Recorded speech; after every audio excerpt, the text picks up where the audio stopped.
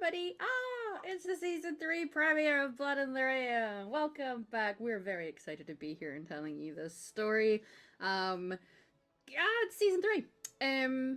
Before we introduce the story and our players, I have a disclaimer that I like to read out. A content warning, if you will. Dragon Age is a setting which has some dark and difficult themes, not only with some grisly horror, but also in its political and cultural tensions. There are power imbalances throughout the lands of Thedas, and we may on occasion touch on these in our story. We already have, and actually in today's session we're going to be touching on one of them in particular. Rest assured, we will be as respectful and considerate as possible when we do, and we have discussed our lines and veils prior to today's session. We can check in with each other, but we want you to also be mindful of your own comfort levels. As important as these stories are to voice, your happiness and comfort should be paramount. And as such, we would never judge you if you need to step away. On that note, I would like us to introduce ourselves. I will start. I am Emma, or Hamalu on the internet. I use they, them pronouns, and I am the storyteller and the maker of this game. If we could please introduce ourselves. Yo, what up? How you doing?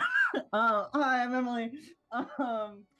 I am here. I use she, they pronouns. I'm playing Kana. I'm so happy. I literally, as I was going to bed last night, I was like, I can't believe what they're listening. So I'm really happy to be here. Terrified of whatever is about to happen, but so ready. So excited. Did you give us special introduction and assignments? I don't know. I was I ADHDing. didn't. Then I love you all. Mwah! Yay. Hi everyone, my name is Sittin Orlis of Vampire on the interwebs. Today I will be playing everyone's favorite baby girl again, Feylan, our Dalish elf mage. He's going through it. I mean, what isn't he, you know? I use she or any pronouns.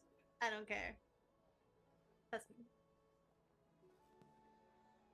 Hello everyone, I am Torin, or Torin Talks Creativity. My pronouns are she, they. I am playing Oriana, our little pillbug rogue that is totally doing fine, absolutely loves being unconscious, and losing her mom. It's fine. Again. So I'm happy. Yeah. Oriana. Yeah, and we'll see what happens. Anyway, Oriana's pronouns are she, her, and Yeah. Yay. It's fine. Dragon Age is known for being all about the thirst and the emotions, and we will be delivering both. You will see that we have a fourth player spot for a new character. The character will not be getting introduced just yet, and also the player is not with us right now. Get will see Bex. We are hoping we will be able to get them in for the halfway point. As such, we have 3 right now. So let us dive into our premiere for Blood and Lyrium.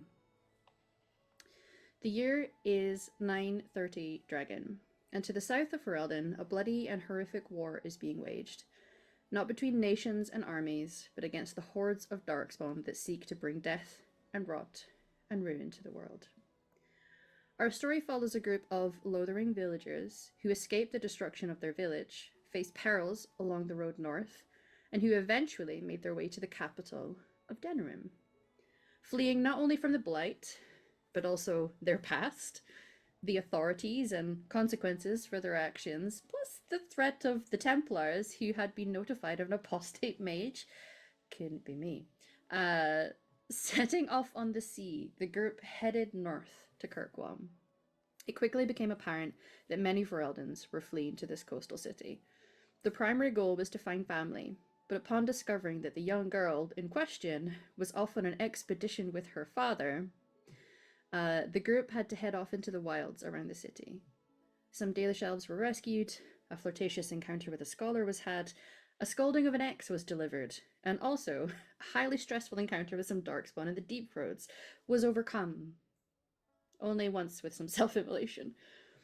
Upon returning, and with the hope in their hearts, the news was delivered to our Dalish mage that his clan were under threat, and our crew quickly called to action.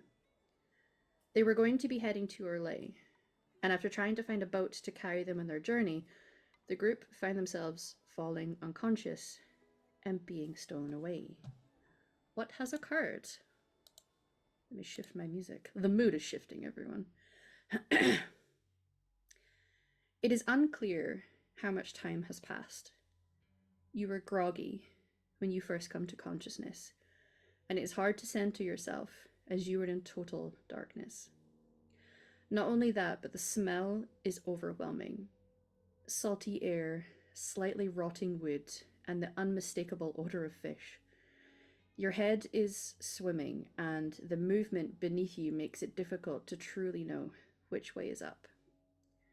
You are drifting in and out of consciousness, but there are more lucid moments for each of you.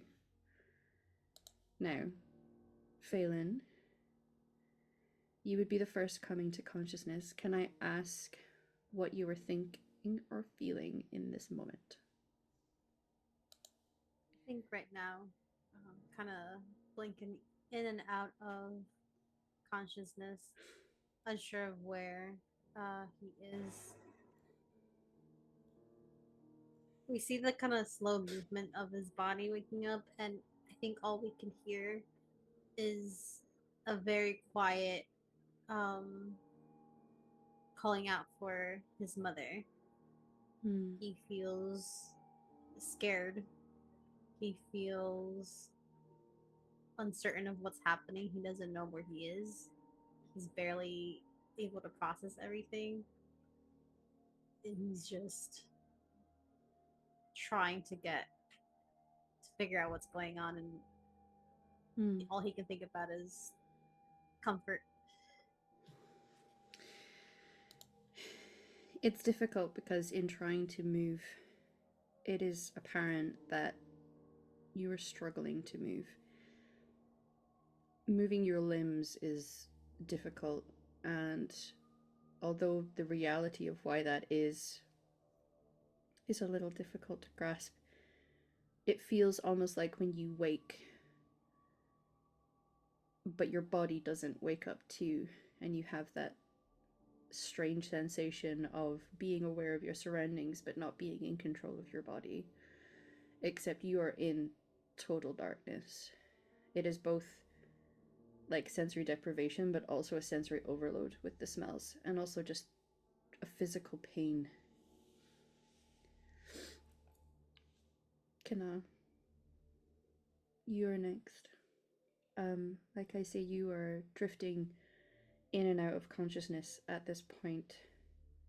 Darkness, an assault of smells, and not being fully able to move your limbs right now.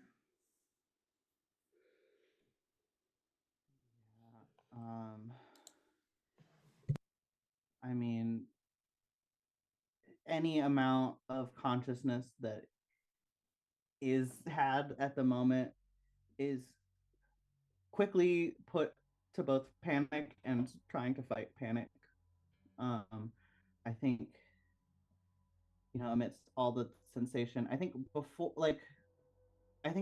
her mind is struggling to wake, but even without her mind being active, her limbs aren't responsive, but they're instinctually, even before she's processing what's going on, trying to reach out to find Rainy, to see if she's here, to see, like her brain isn't awake, but her body is already trying to solve this problem. Yeah. And is just, she's not there, she's not able to spring into action mode, but that's where she's at. It's just like,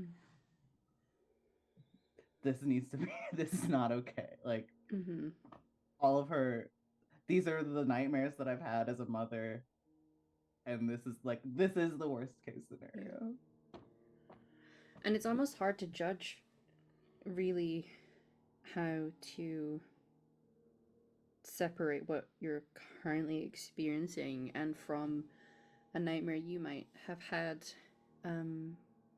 even when mentally you are foggy and disorientated, and even when there are physical restraints, your instinct still kicks in, and that desperate need to know where your daughter is. Oriana, you wake next. I think since the first thing is darkness, is this because it's dark or can I not see? I think it's her first panic of if she can wiggle her hand up to her face, are my eyes open or is there something on it? And that kind of clawing. If not, she'll literally try to basically put her face on the floor and see if she feels floor or if she feels something else. Yeah. Sure. In your squirming, it becomes clear you're not able to lift your arms in that way. And so being able to touch to your face is not an option. If Then, you yeah, try she to would reach to the ground, wiggle. you feel cold, wet, probably wood. But also you don't feel the kind of restrictive nature. You would understand the sensation on your eyelids had something been covering or preventing you from being able to open your eyes. You do not feel that sensation. Okay. So it seems you were in the dark rather than blindfolded. Or, otherwise. Honestly, I think at that point, I think she's just trying to breathe deep. And in a weird way, I would say is comforted because I think she's probably been on ships a lot with Bryce and his business. And then thinks, oh shit, I'm used to this because I have Bryce and his business. And then starts panicking more. Like the last time I knew about this was when I was captive. And so I think it's a real struggle, especially if she can't move. I don't even think her mom's entered her mind yet. I think it's just because she's back. Yeah. She escaped, survived the blight, and is right back where she started. So I think she's full panic right now. Yeah. Almost more than the others. There is a layer of horrific understanding about a scenario like this, about what this could mean, the memories and just physical sensations starting to play through memories. The sinking feeling in your stomach is different to the other two. It's less about calling out for your mother or trying to reach for a daughter. It is a deep understanding of what you are currently in right now. I think as her last move, if she can, I think she would try to push her chest down and feel the necklace that Sunny had given her. And just that one bead, trying to not necessarily be painful, but to give some sensation to ground herself. Sure. Yeah. Needing something sensory to ground yourself. That makes sense. Yeah. Yeah. Given everything that you've been through, the time is going to pass with discomfort and worry. Once again, it is hard to judge exactly how long that is. Consciousness is going to find you and then slip, and find you and then slip, and you don't know how long those dark spaces are. Consciousness will find you again and you're feeling a little more present. For those inspecting your surroundings, you do appear to be sealed into what you could presume to be a crate. You are chained up because what is currently binding you feels cold. There is a certain cold that metal gets that wood does not always carry. It conducts heat in a different way, and it's bitterly cold to the point that the skin, even the bone that is in contact to you, you can feel pain there. If you call out loud enough, you can start to hear each other. Though the crates are creating a dull kind of echo to that sound, and it appears like you have distance between you all. Do any of you try to call out? I will hand the scene over to my three.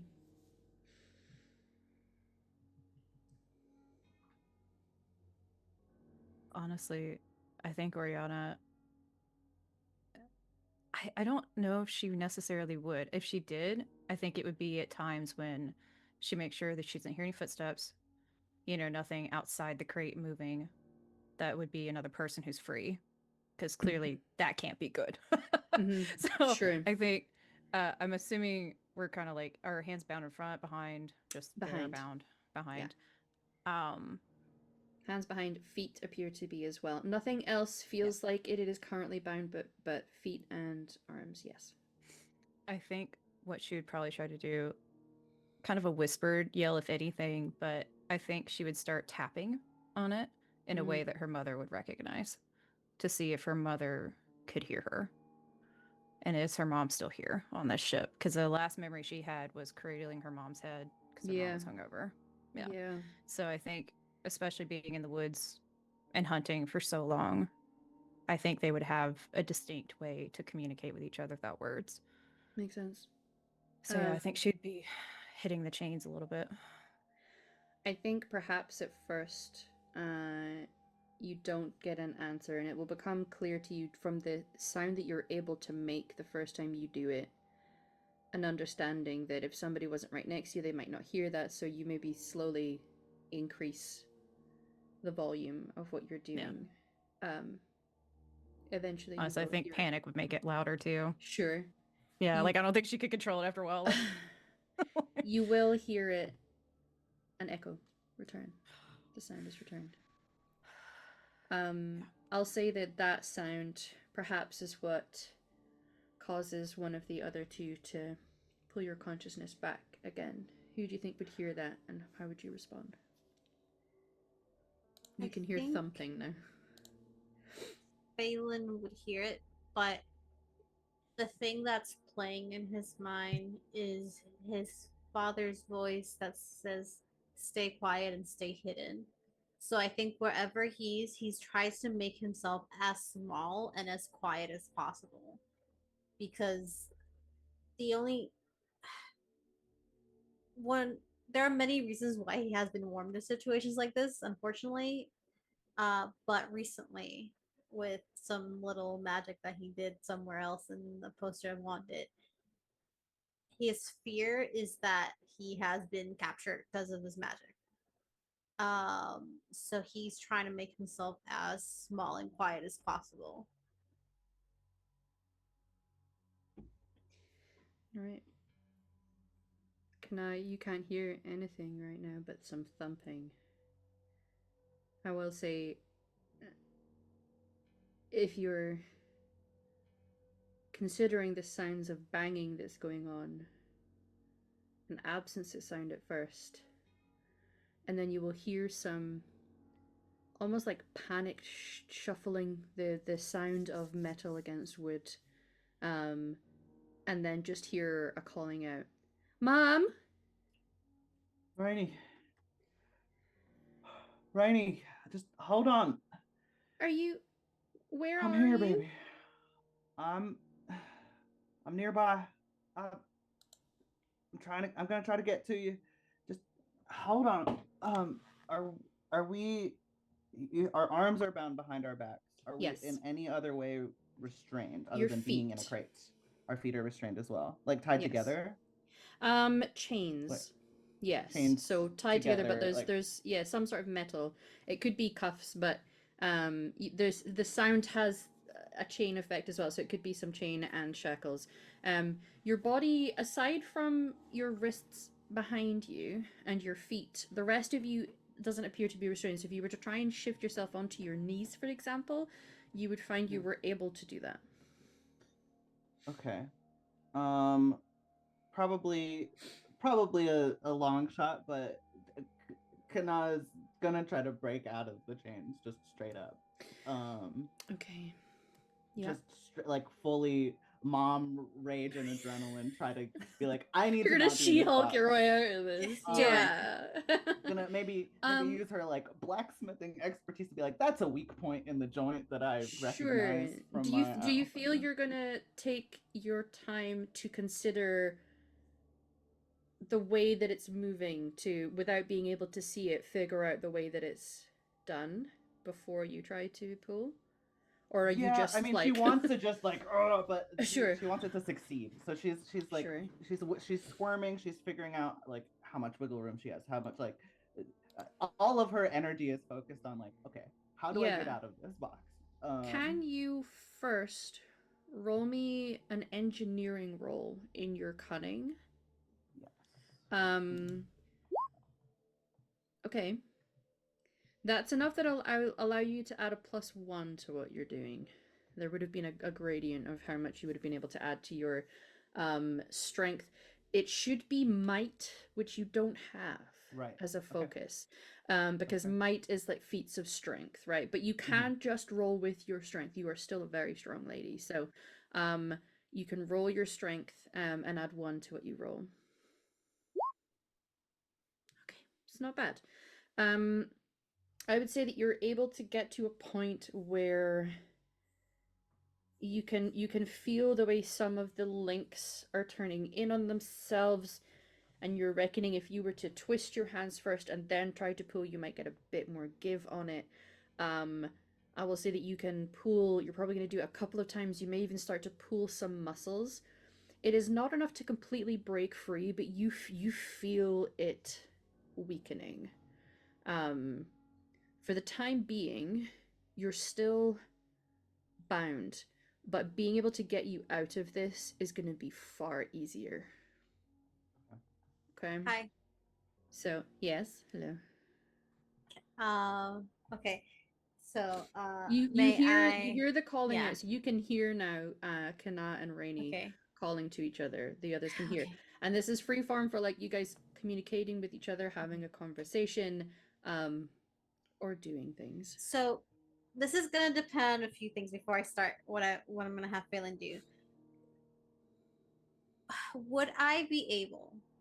I have frost weapons. It's a very tactical spell. Would I be able to focus that on a different piece of metal to make it brittle? I would say that yes, and because I love a yes and although technically in the spell description the answer should be no, I am the GM. So I also the have answer winter is scratch, but that's yes. an area of effect kind of thing. I wouldn't. I wouldn't do that. I wouldn't. What I will say is that you reckon you could apply that to this metal. It may well work to make it brittle. You know you will take damage doing it because you are bound by said very, very cold metal. So you will take damage. You also are pretty confident you don't have the strength to do anything about brittle metal. But I am aware. as soon as someone is able to try and do something about this, you can absolutely assist with that. And what I will say, oh sorry. No, go ahead. Frost weapons, typically when you cast it, this is something that the mage will cast and your allies in a radius get the benefit of it. If you were to try and do this and channel it, you might manage to affect whoever may be fairly close to you. It would cause damage to them, but it will cause the metal to be brittle. Is it my idea is because Phelan's fear kind of takes a backseat the moment he hears Rainy, and the moment he hears Kana struggling to go and find her. So I think as you're struggling, Kana, you hear, Kana, can you hear me? Very quiet. If you're whispering, you will have to call it. Yeah, you're aware that because like what I will say is, just for reference, Kana, the wood is causing a muffling effect to what's being said, and there's a distance between you all, so you can hear sounds. Especially because I imagine Kana's hearing is like dialed up to I am trying to absorb every sound I can in case you hear anything from Rainy. and it allows you to be aware of some whispering. It's probably a little closer to where you are, Oriana. Yeah. You can also hear the sounds. You're close enough to tell that the sound of the muffled whispering appears to be in the tone of voice of Phelan. Yeah. That's baby girl. That's baby girl. It does below. it seem like we are encased in like a box or something like that? Yes, like a crate. Okay. That changes my plans. Okay. Yeah. Not big enough for you to try and stand. Enough that you could probably try to get on your knees and be ducked slightly. It's fairly small space. Yeah. I think he's gonna turn around and a little bit louder just call out for Kana again until he hears something. I hear you, bud. Thank God.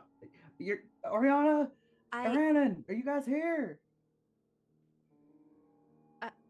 I'll be honest, I think Oriana does not respond. I think knowing that they're okay, but now y'all might be too panicked to hear it, but I think y'all would hear that the metal sound is it is rhythmic in a way that would not be like no, I'm not gonna say not natural because that's not natural sound anyway, but she's not struggling. It's giving a little shave and a haircut, but like more yeah, like well, and the thing is like if you pay attention, you can tell it repeats. Yeah. Mm-hmm. And I think what I would do if I hear Phelan close by, I'm not strong enough to break out of this. There's no fucking way. And I can't reach it to unlock it. So what I think Oriana's going to do, hearing Phelan, kind of get to my knees, I'm going to try to rock this crate. And just hope that no one's beside me. Yeah. Or Franklin's not beside me and getting squished. Yeah. I'm going to try to rock this crate and see if I can weaken the crate around me. But anyway, sorry, go ahead. What once Phelan does hear Kana, he's just gonna say, "This is going to hurt, but try and break out." And he's going to try and focus his magic to cast frost weapons. It might also hurt Rainy, but like you know. The things you've encountered about Rainy is she small? Yes. Is she mighty? Yes. Exactly. I'm 10. Anyway. I'm 10. I'm 10. Yeah. So, Jesus Christ, help me out here. Cast your spell. Your total of 19. Nice. Your target number was 15. You have been able to succeed. You can have a read of the spell stunts in case there's anything in particular you feel you would like to apply. While you were considering it, I will at least narrate that you start to feel the metal, and it does hurt. How much damage does frost weapons normally do? I imagine it's a d6, 2 piercing. Just 2 straight 2 piercing? Yeah, because it lets your weapon add plus 2 piercing. Yeah. Okay. So, Kana, for the time being in this first round, if you will, take 2 off your health. It hurts.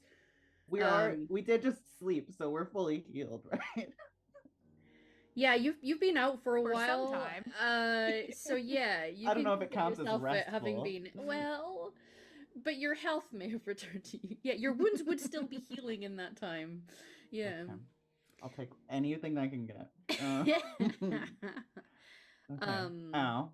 But it's like she's not like masochistic or anything, but she's like yes, like grinning into the pain and just like I want to say she just like pops it the rest of the way with that.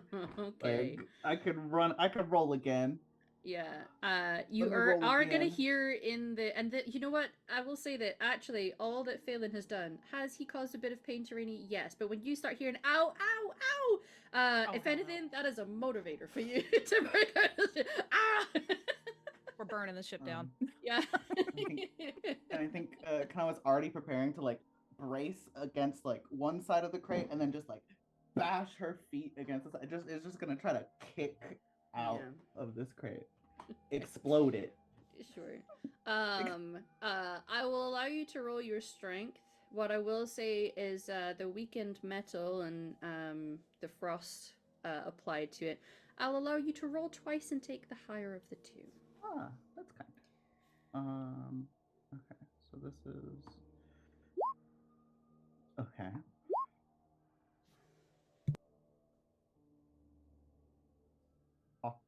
A Oh.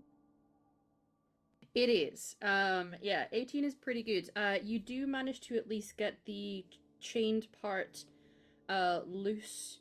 So your hands still have the very cold metal around the wrists. Feet are still bound, but you at least have your hands free now and in front of you. All right. Maybe I'm punching the crates then. Sorry, I'm just imagining like all four limbs. Great.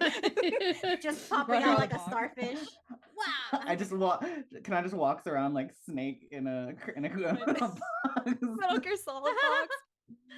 Oh my god. Yeah. Okay. So, hands free. You're pretty impressed that you've managed to quite literally break metal just with the sheer force of your arms. And you start thumping your way against the wood of this crate. I will say it doesn't sound. There's not the same kind of hollow sound you would expect of kicking against the edge of a crate, if that makes sense. We might be. There's a sound that's a little more solid, but at least then you're able to start like figuring out. One side sounds a little. There's like two different sounds to two different parts of your crate. Oriana, you said you were going to be trying to topple yours if you can. Yeah. Yeah. Let's see what you have Has in a your -1 toolkit. strength, so I don't think he can even try and topple his own crate. Yeah. I'm not gonna lie, I'm hoping. Yeah. I'm mostly hoping I can, like, since I know my body very well as far as dex goes, I can kind of be small and pillbug and roll a little bit. That's literally what I'm hoping for here. Yeah. And if this were a circular encasement, that would certainly help. With it being somewhat square/rectangular, a little trickier. If you take a little bit of time just feeling out your sides, you will tell that like two sides are obviously shorter than the other, so there's a slight rectangular shape to it. Are you trying to flip it on the longer side?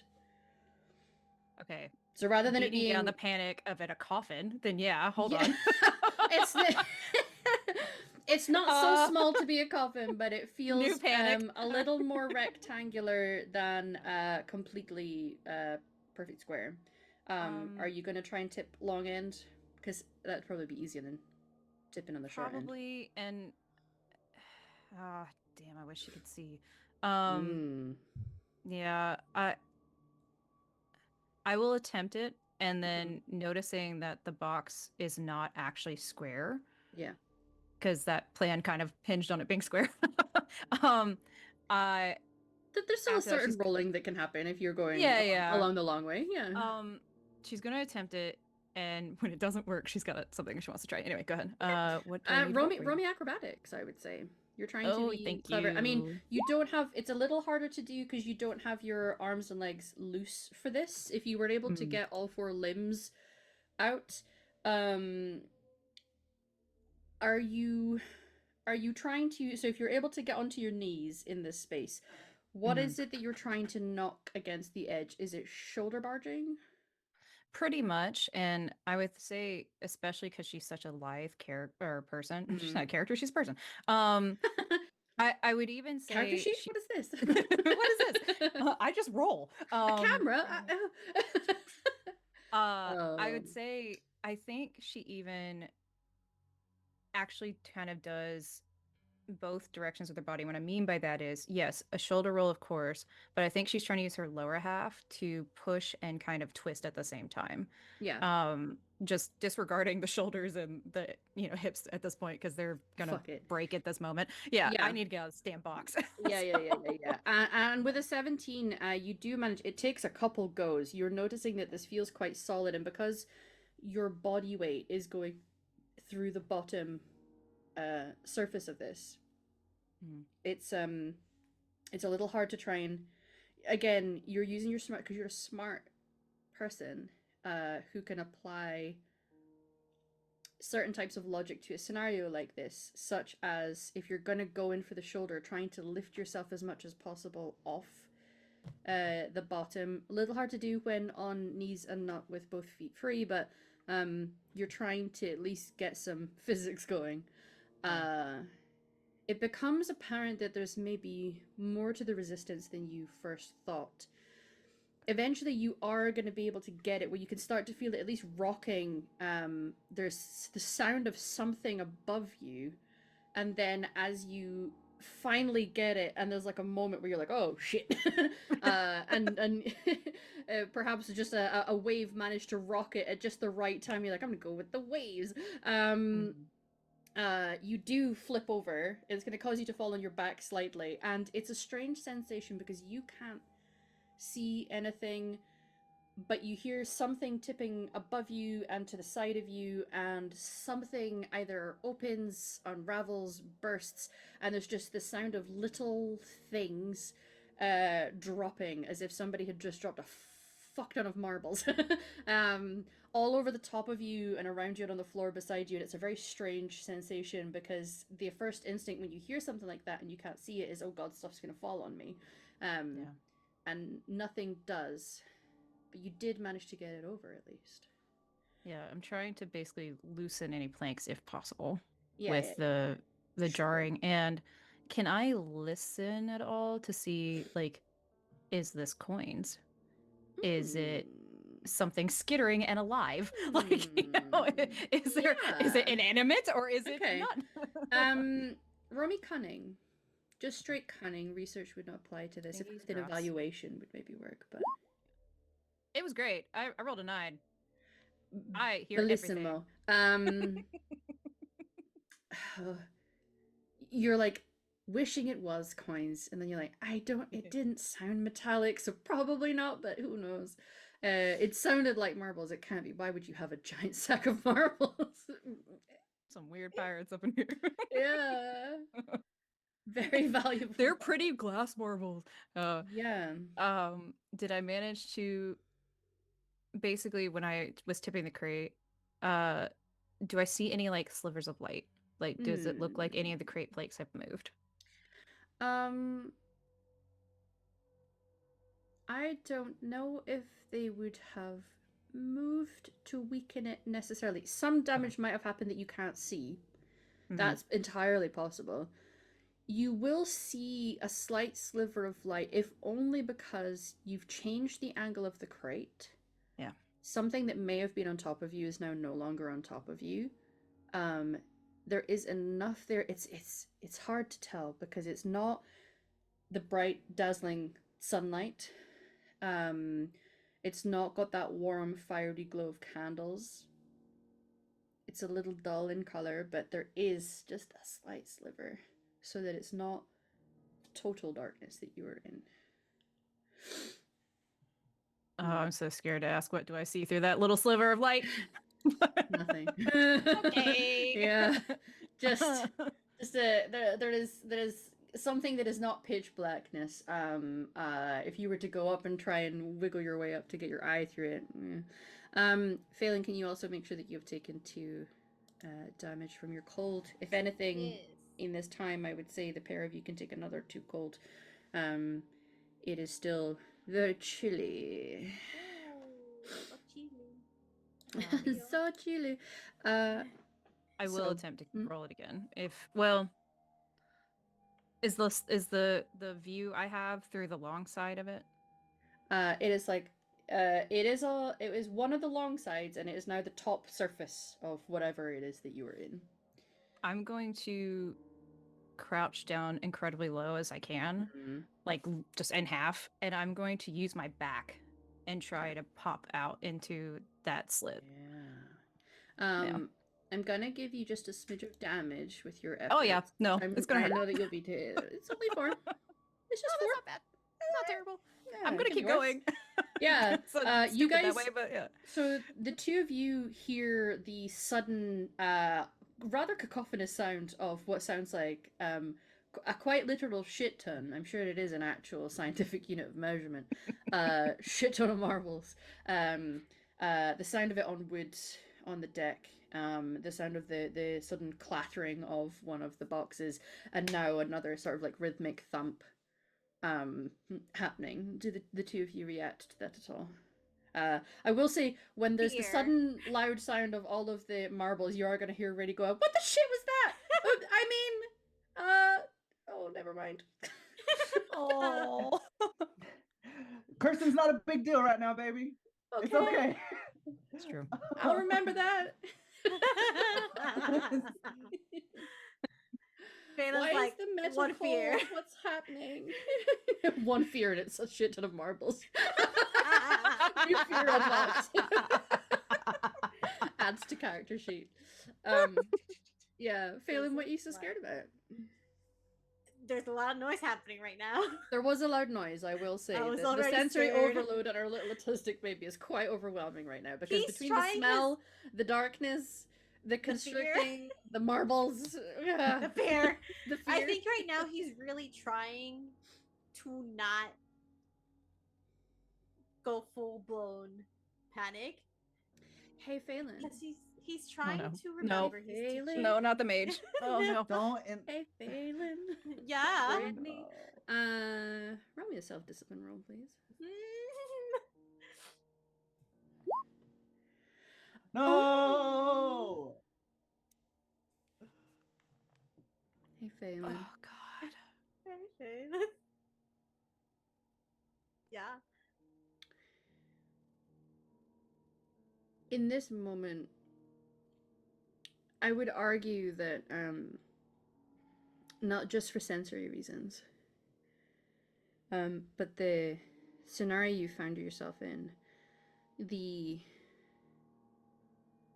probably gut-wrenching fear you felt when you first opened that note about what was happening to your clan, and everything that had happened up to that point, and having to be in the fucking deep road with a bunch of darkspawn. It's been a very overwhelming time for you, Phelan. Yeah.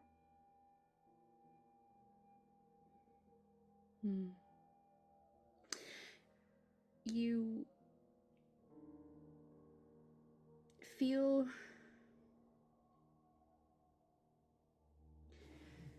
a warm sensation, which is a stark contrast from the cold at the metal. If anything, the cold, the biting cold that you're feeling at the metal starts to ease, and the sensation of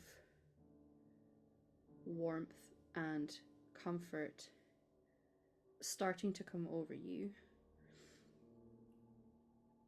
There's nothing outwardly that should be causing it, and certainly there's nothing about this scenario that should be feeling comforting, but you feel an attempt to comfort you. What do you do?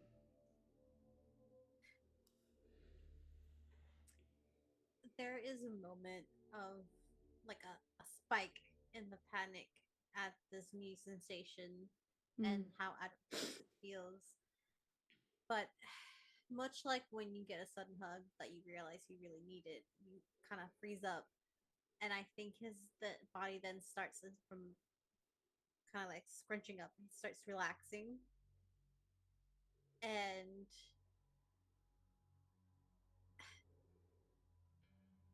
he tries to pull from that comfort. Is this a smart decision? No. I think right now what he is thinking is, I need to keep my panic down. I need to be okay. And he thinks that this is something that can help him calm down. You feel that warm, comforting sensation that was around you at first move to a distance that is not far. It feels next to you. And it's like you hear the words, "I am with you, Dallin," in Elvish. He starts crying. Okay. Appropriate. It's not a wail, it is a quiet sob. Mm-hmm. If you are willing to allow this comforting sensation to be with you in this moment, the next time you try to cast a spell, if you fail your roll, you won't fail. I think he does. He Okay. rolls into it almost, and his head. He feels the image that that I see in my head is we see Feylan kind of curled up inside of this crate right on the side, and that kind of transitions to little Feylan curled up on the side between his parents.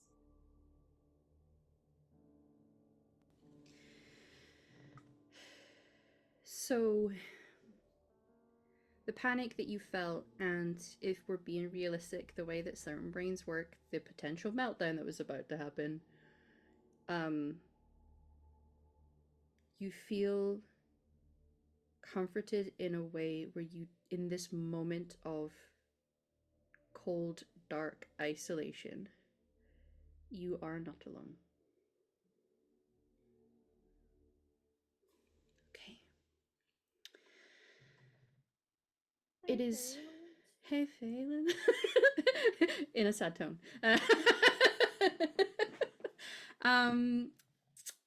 So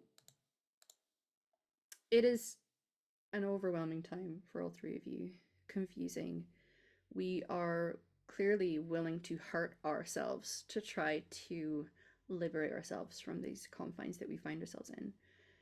And that knowledge that loved ones are there, you have heard responses from people, notably a lack of response from one.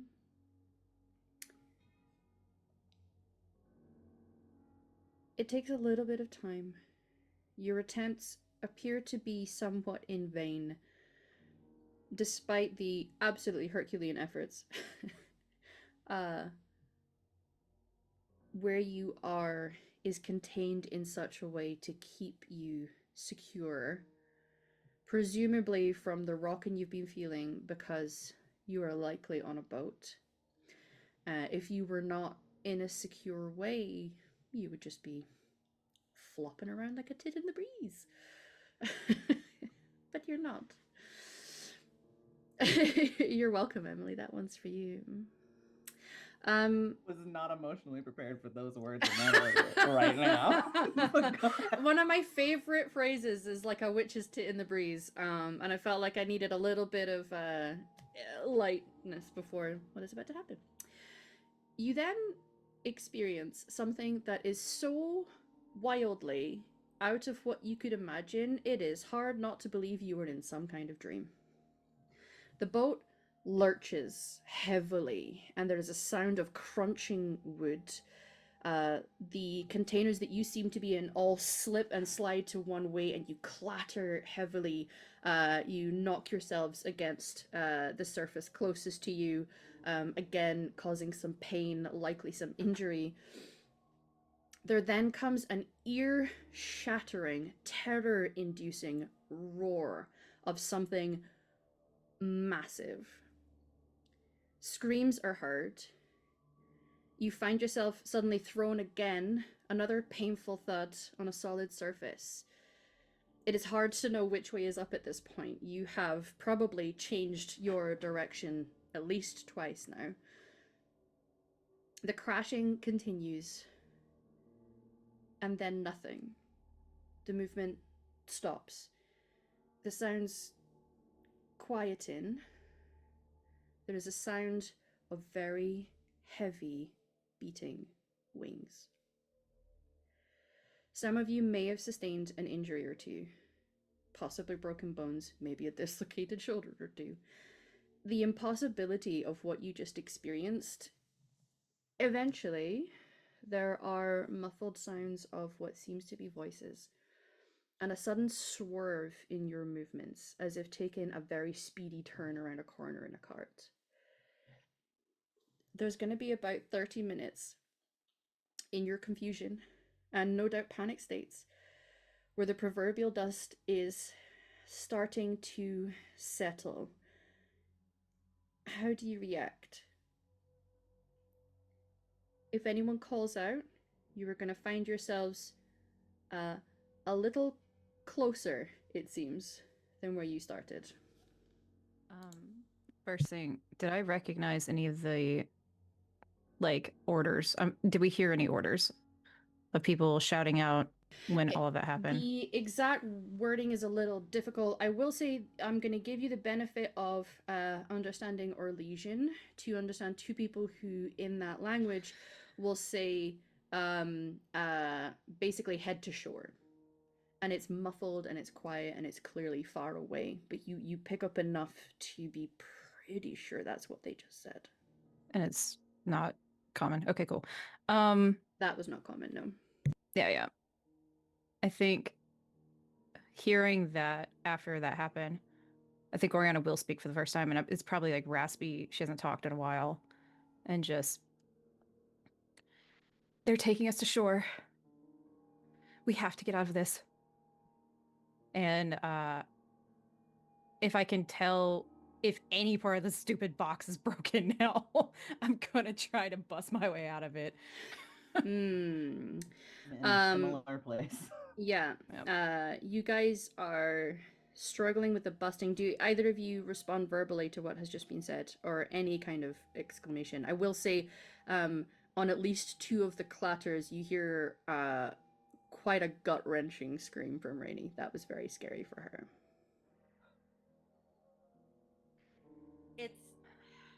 I won't do it because I don't want to do that to everybody's eardrums. Occasionally I like doing the panicked sounds of a loved one in distress, but it would have been loud.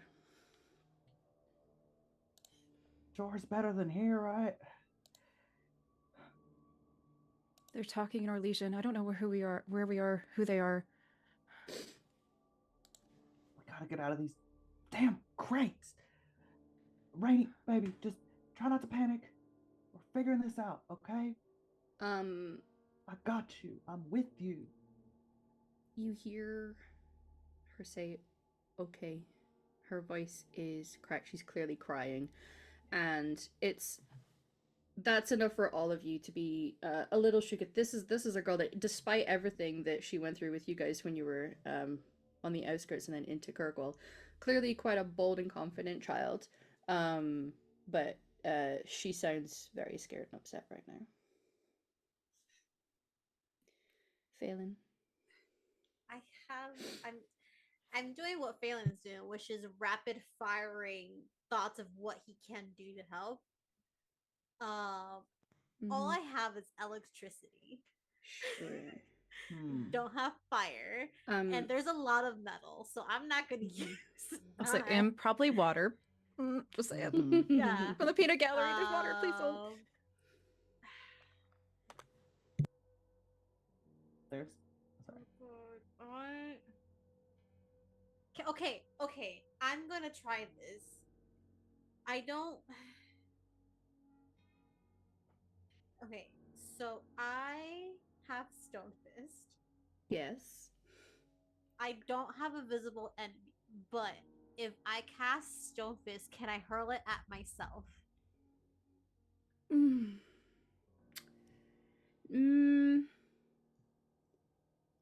I would say in this instance, Stonefist is a difficult one to cast. Okay. Mostly because a lot of the times you're calling it from nature or a surrounding environment that you're in.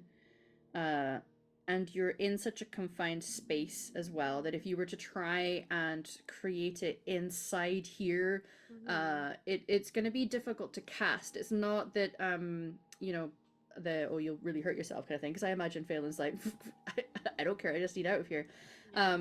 I feel like the magical physics of trying to get it in here would be tough. Well, I know that yeah, you're maybe okay. like wanting to like do it at the crate, but again, But if it's not possible, I got 'cause it. you Thank can't- you. I just yeah. had to throw it out there. Sure, Thank you. yeah. Hey, Mama was born with a stone fist. Can I throw it Yeah. at the crate? Phelan, I would like to throw Kana. you will hear in Elven, I can get help.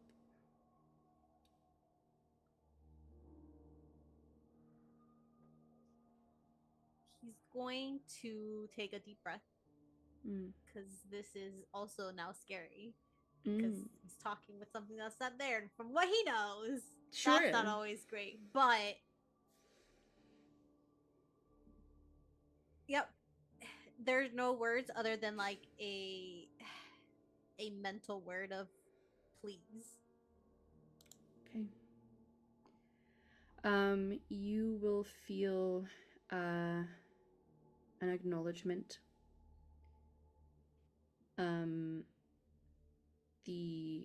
That comforting sensation is going to leave your space. Which means that you're now realizing just how comforting that was, because it's like now you're feeling the full like tumult of water. your oh, this is how much I should really be panicked in this situation. Oh damn. You'll hear the deepest breath even through the muffled wood. It's like yeah, your little mage baby girl is going through it emotionally, but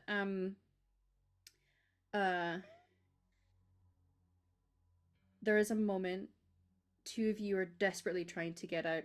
You can feel at one point, I will say Kana, you can feel yourself starting to create some give at the wood, but it is against something heavy. So although it's opening enough that you're starting to see a sliver, and where like the nails are, you can tell that you are weakening the side of this. But it's like a rock on a hard place right now. It's a dwarf on a hard surface. And you are struggling, and you will all struggle for some time, whether you are sitting there struggling emotionally or struggling physically to try and get out. After a bit of time has passed, there is a sudden heavy lurch once again. The movement comes to a rather sudden halt. The creaking of the wood, the sounds of a few things shaking loose and crashing to the ground near you on top of your crate. Doesn't sound like this was a gentle stopping of motion. Some time passes, and eventually, one of you will feel the surface that you've been pushing against suddenly lift. And then the crate open. You can see the light of day again, Kana.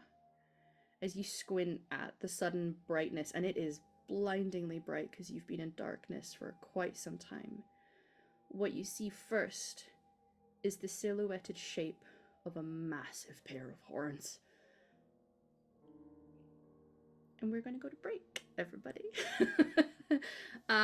It's a little early for our break time, but when we come back, we will find out who those pair of horns belong to. I wonder who it could be. Don't worry about the art on the overlay. We will see you. We'll say 10 minutes. It might take a little longer while we try to get people in and situated and stuff, but please do bear with us, and we will see you very shortly for part 2 of our premiere. It's season 3, everybody. more fields and days. Hi, everybody. Welcome back. I hope you all had a nice restful little break there. We sure did. We are now joined by our 4th cast member. Hi, Banks. Speaking of, just as we ended our first half, Kana, you suddenly had one of the panels of your crate open, suddenly flooded with daylight. It was blinding, dazzling. And then as you start to blink and see a shape part the rays, you see these very large horns.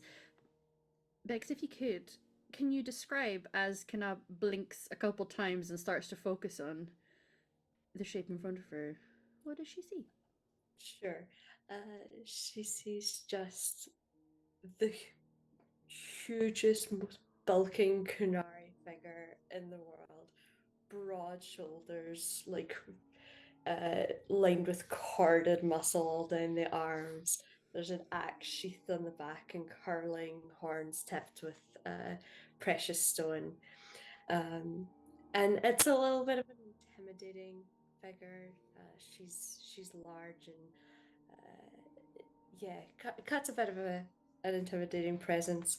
But then, as a sort of haze clears from your eyes as you're sort of waking back up, and the light turns in the face, you just see the sweetest looking face in the whole wide world.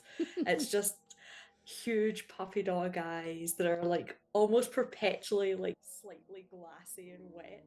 Like just the sweetest looking thing in the world. A little upturned nose and a little half smile on the face. And it's just, oh, good. You're up. That's nice.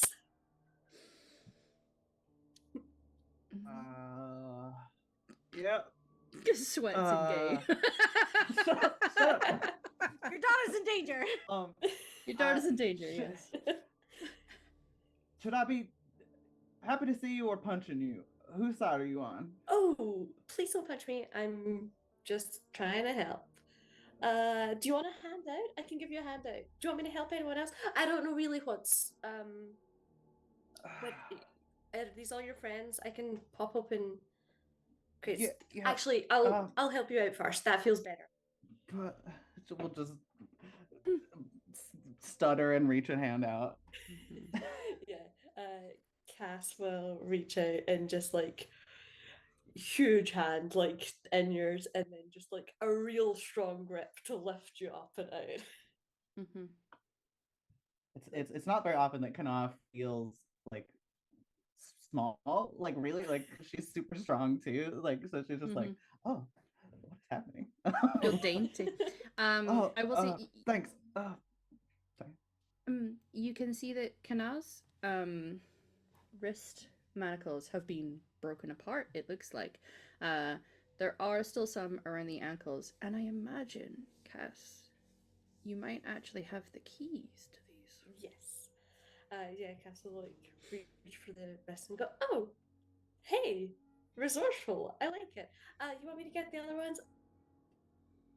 Pulls the key from like a little loop at her belt and then just like drops to a knee and takes a knee to start undoing the others. Yeah, I didn't have anything else to do. Yeah, I'm gonna just continue to trust you even though you have the keys to our chains. Yeah. It's a you took long them from story. somebody. It's well, sure, yeah, in a manner of speaking. It's been a long day. We're gonna we'll get the rest. Step one, let's get my daughter out of the crate. Rainy. Sure, yeah, absolutely. Let's get everyone out of here. It's a huge ask. I know it's a big ask. I had a plan. The plan's kind of gone a little awry. You and your friends wouldn't happen to be like any good in a fight. I can watch her back if you need me to watch her back. It's just, you know, an extra blade never goes amiss in these situations. You're talking a mile a minute. Let's get out of crates before we start talking Out of crates, sure. Plans and probably wedge that axe into the top of a crate. Help me get this open. Because you will notice as you kind of come out, you don't have your equipment on you. Just as a note, as you guys are emerging, you will notice the same thing. But yes, Cassie, you're able to use your axe. I imagine you've probably picked up a crowbar somewhere and been like, this seems like it might be useful. So you're able to start to wedge open the second crate. Where do you think you're going next? Who are we freeing next? Yeah, Cass will happily take direction.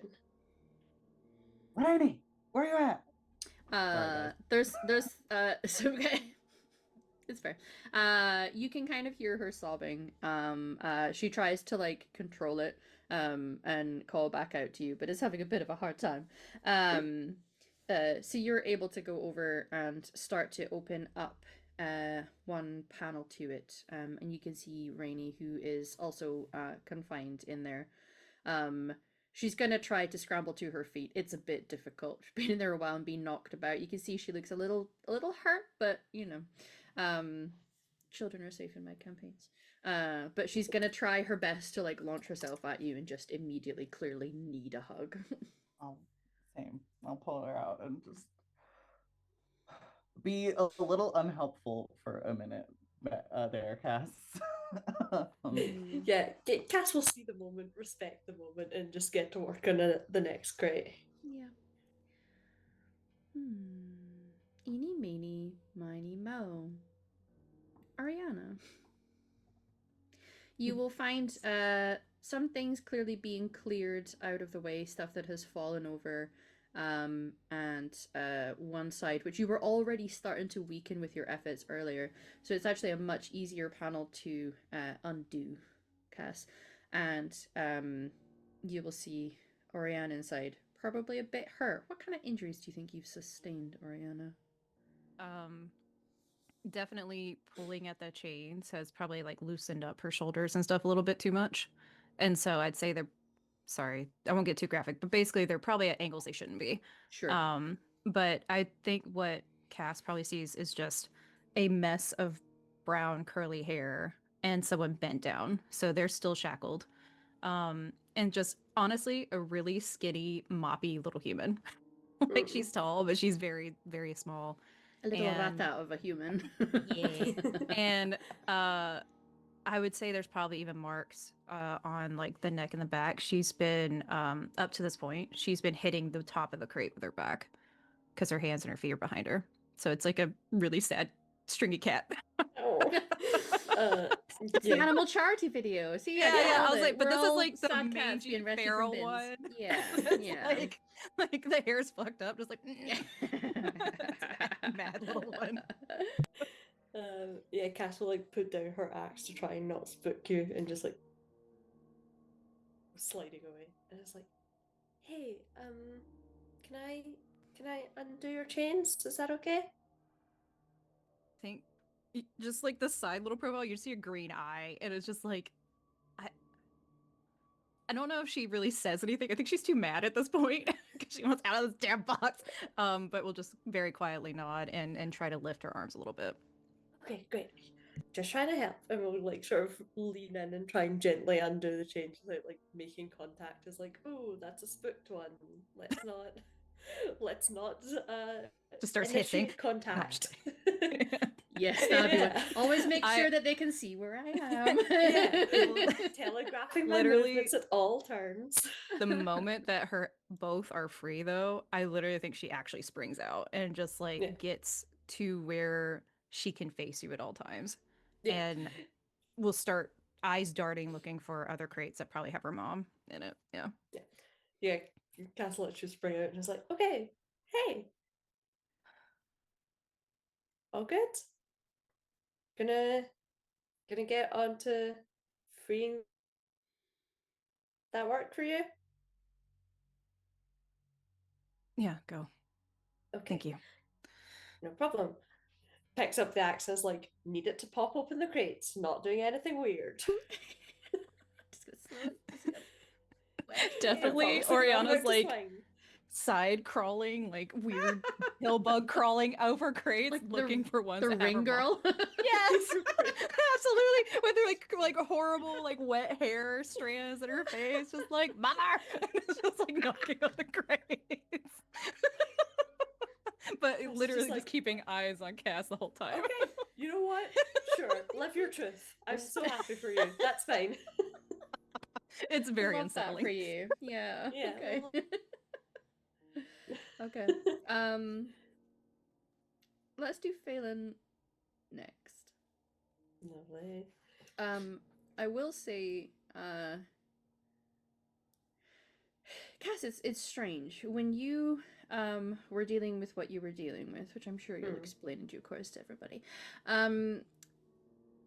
You It was like there was this sensation that just let you know, Hmm. I should go and free them now.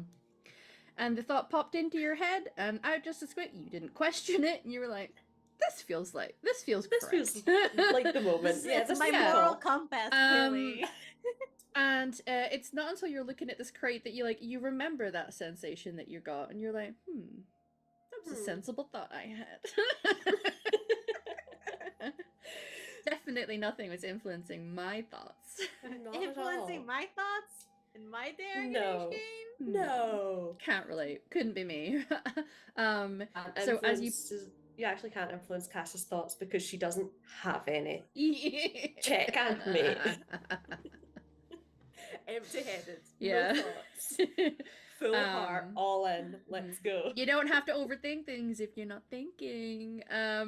So you pop open this crate now, Phelan. It's been described to you what Cass looks like. So large, imposing figure, clearly very strong, big horns, sweetest little baby girl face. What does Cass see when the crate is opened on Phelan? When you open the crate, you see a small figure kind of crawled in on themselves. You see them kind of turn with their shackled hands, kind of covering the light a bit. And once their eyes get adjusted to the light, you see the prettiest elven man you've ever seen, really. Just golden hair that's all disheveled and messed around, probably sticking to his face. Big kind of hazel eyes that are wet from crying and big in fear. Just looking at you like the most damsel is in distress that you have seen. Beautiful.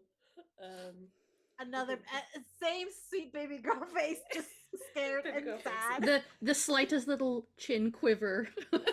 Yeah, Sort of a single just- tear. Single tear, long lashes that are stuck together from crying. Just one tear, a little quiver.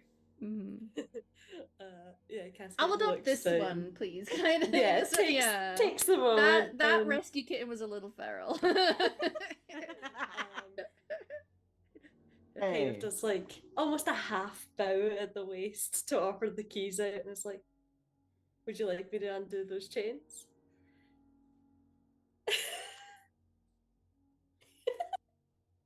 Just a nod. Yeah, Castle undo the chains, and then again, like with the little half bow, offer a hand for you to climb out rather than springing out. Yeah. Oh yeah, no, he can't spring out. He doesn't. He's this man's been paralyzed with fear. He takes the hand though, and Yeah. as you carry him out, this is a 5'1" skinny Yes. twink. Yes. Yeah. One point soaking wet. 120 pounds soaking wet. Yeah. Phelan, to note, once the sort of crate has been opened, the light poured in, you've had the chains unlocked, you feel that comforting presence just wrap around you again. Which takes the edge off slightly from the high key panic attack you're having. Mm-hmm. It becomes a low key panic Low attack. key panic attack. I can hide it. Yeah. I think you just see him kind of take a breath. He does not close his eyes though. He's just looking at you like a cat that's been like sideways a little bit, but just like scared. And just says, "Hi." Hi. Hmm. Are we Happening. okay? No. I'm letting you out. This is not the situation I wanted us to be in, but we're okay. We're all gonna get moving soon, if that's good. To that point, we're all gonna be okay. The interesting thing that you all notice as the crate for Kara is opened and she is unchained is that the backdrop to Cass as she is speaking to explain we're okay, we'll probably get moving in a minute, is that the reason you were suddenly flooded with light is not that you were on the top deck of the ship, it's that there is a very large chunk taking out of the side of the ship, it seems like. There's still most of the stairs that will lead up to the top deck should you choose. You're currently under, for reference to Cass, you're contained enough, you're aware that somewhere down here is the chest that probably contains other stuff, because like any good computer game, when you've been put in a scenario like this midway through the game, there's just magically a chest that has all of your shit in it. Yes.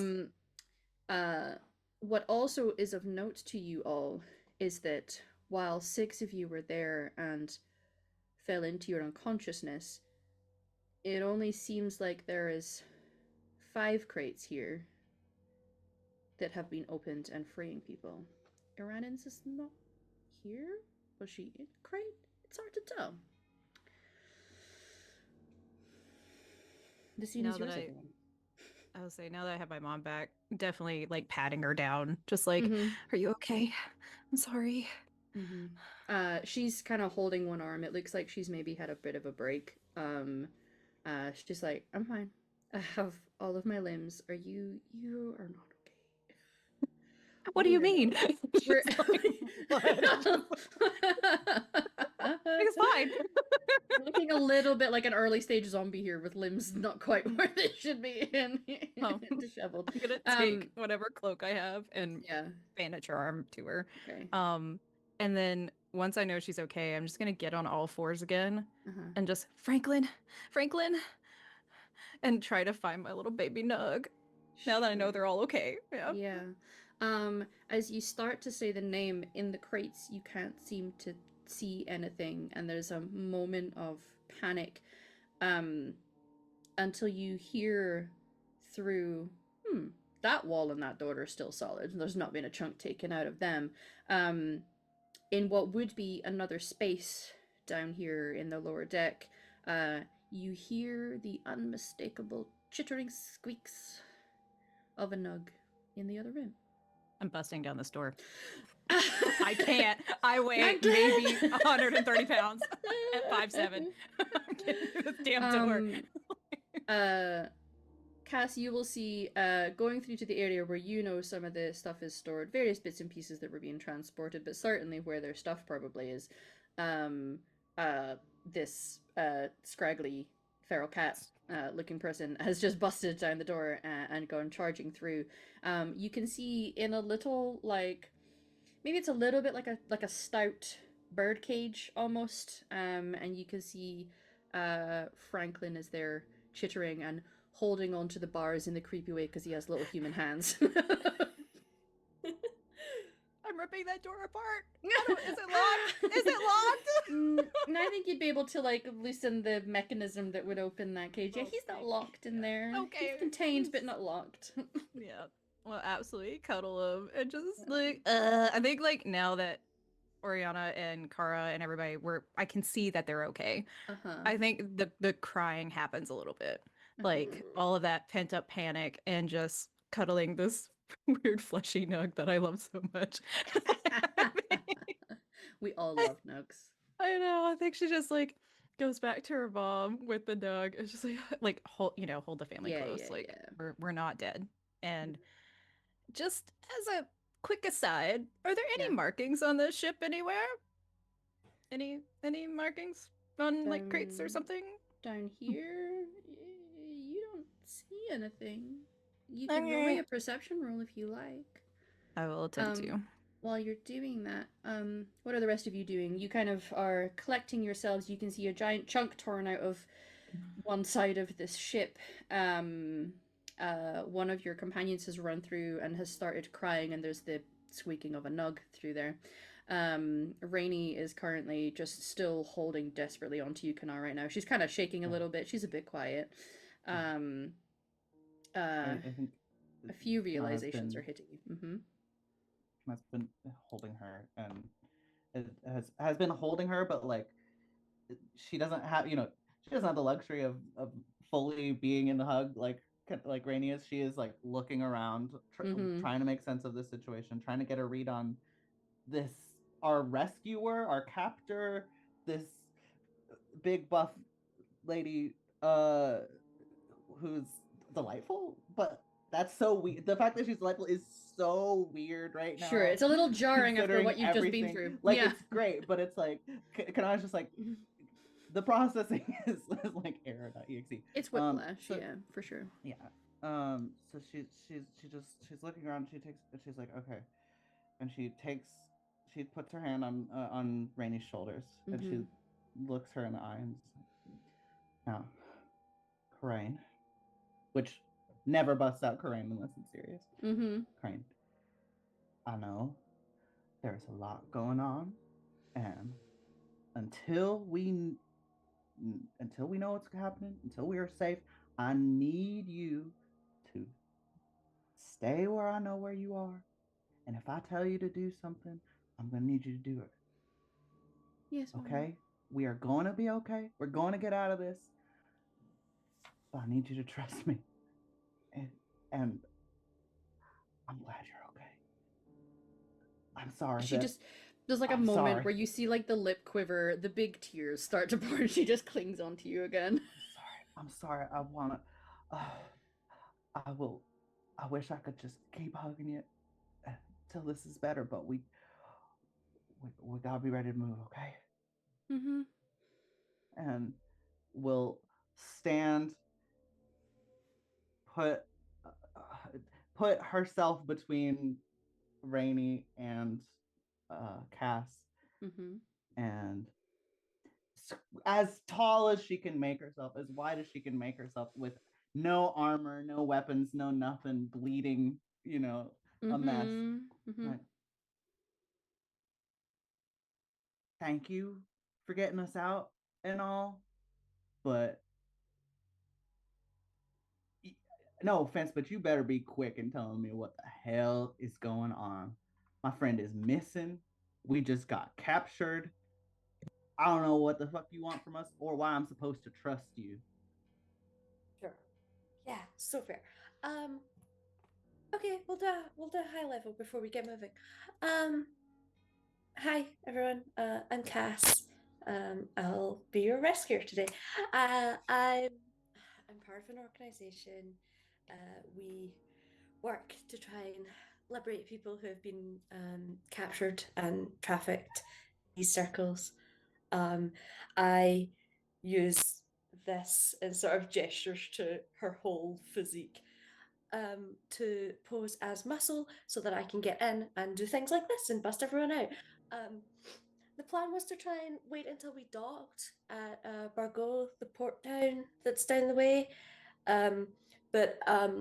So the ship got attacked by a high dragon, hence, again, gestures to the huge hole in the hull. So my day's kind of not going to plan. It didn't take out, I guess, one of you, and I just the whole thing was bizarre. I don't fight high dragons. I'm not that type of Canary. I don't really do the dragon thing. It's not for me. All respect to the Canary that love it. It's just not my. Sorry. Yeah, it's just they were very, very strange. They were so focused on that one thing. We kind of all got away, but we're doing an emergency docking, and I think it might be our best chance to get you out of here. I have some friends that are going to help us along the way. This is what I do. This is not my best moment. However, I think a high dragon is a good excuse to not be on top of my game. So we're gonna just get hustling. Hard to account for. Yeah, it always is. We're gonna get hustling. We're gonna meet some friends that'll get us out and moving. But short and long of it is, I'm on your side. I'm here to help. I'm gonna do everything I can to get you out of here. I got your backs. Yeah. I think Oriana tucks the nug into the sleeve that she made for her mom so that they can like huddle together. Did you see a woman that looks like her? And I'm gonna point to my mom. My mother has like long, curly black hair and is tall and kind of pale. Did you see anyone like her with tattoos or paint on their face? I don't know. Would I have? You didn't see a person. You saw the dragon taking a few big sniffs. And eventually settling on a crate. Maybe the person in that crate had tattoos. Hard to tell, really. It was being carried away by a high dragon. Not specifically, No. but the dragon that came in, it was very strange. It was almost like it was looking for someone. Like it chose the crate. It didn't just grab one randomly.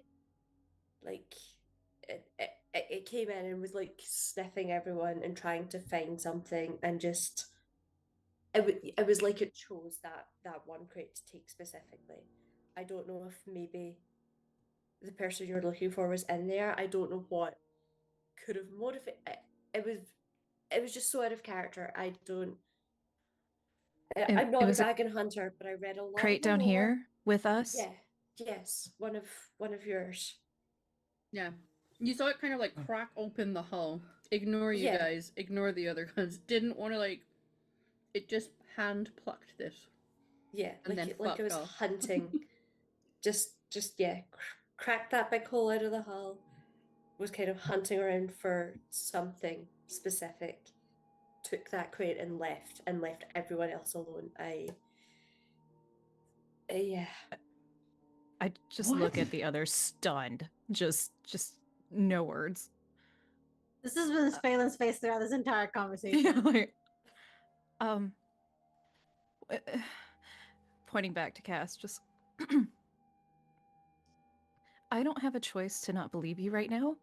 Not about the crate, but everything else. Yeah. Later I'm gonna get a description of that dragon from you, okay? Oh yeah, absolutely. I Okay. I can like do a sketch or something later, and we can like try and work out something.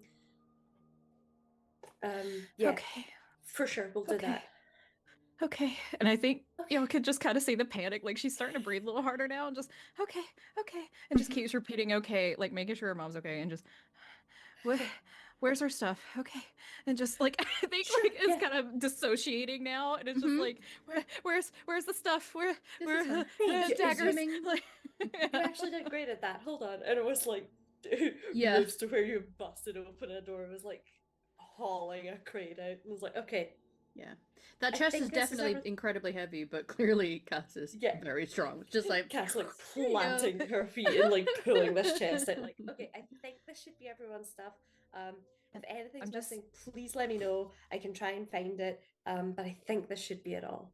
Mhm. I'm trying to keep down the panic, and I'm literally just outfitting the rest of us, like Sure. letting them be You'll- stunned and Mhm. just putting their weapons in and like. And like it's almost like they've been categorized and folded neatly and packaged together. But you're able to pull out your stuff and start assigning it to who you know it belongs to. You guys are able to equip yourselves.